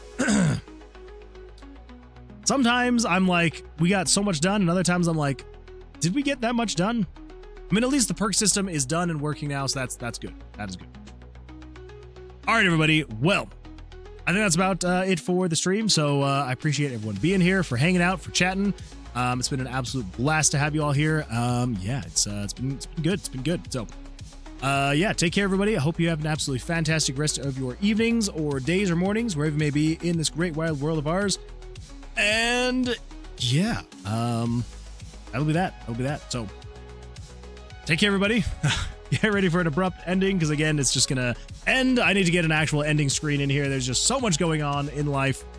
One of these days, I will get an ending screen back in here. So anyway, take care, everybody. Thank you for being here. I appreciate it. Have an absolutely fantastic rest of the time of whatever part of the day you're in. Have a great, I will say have a great Monday, but I guess for some people, they're about to start their Monday. Other people are just about to end their Mondays. Anyway, I'm going to stop rambling now. So take care, everybody. Thank you for being here. I appreciate it. We'll talk to you on the next stream on Tuesday.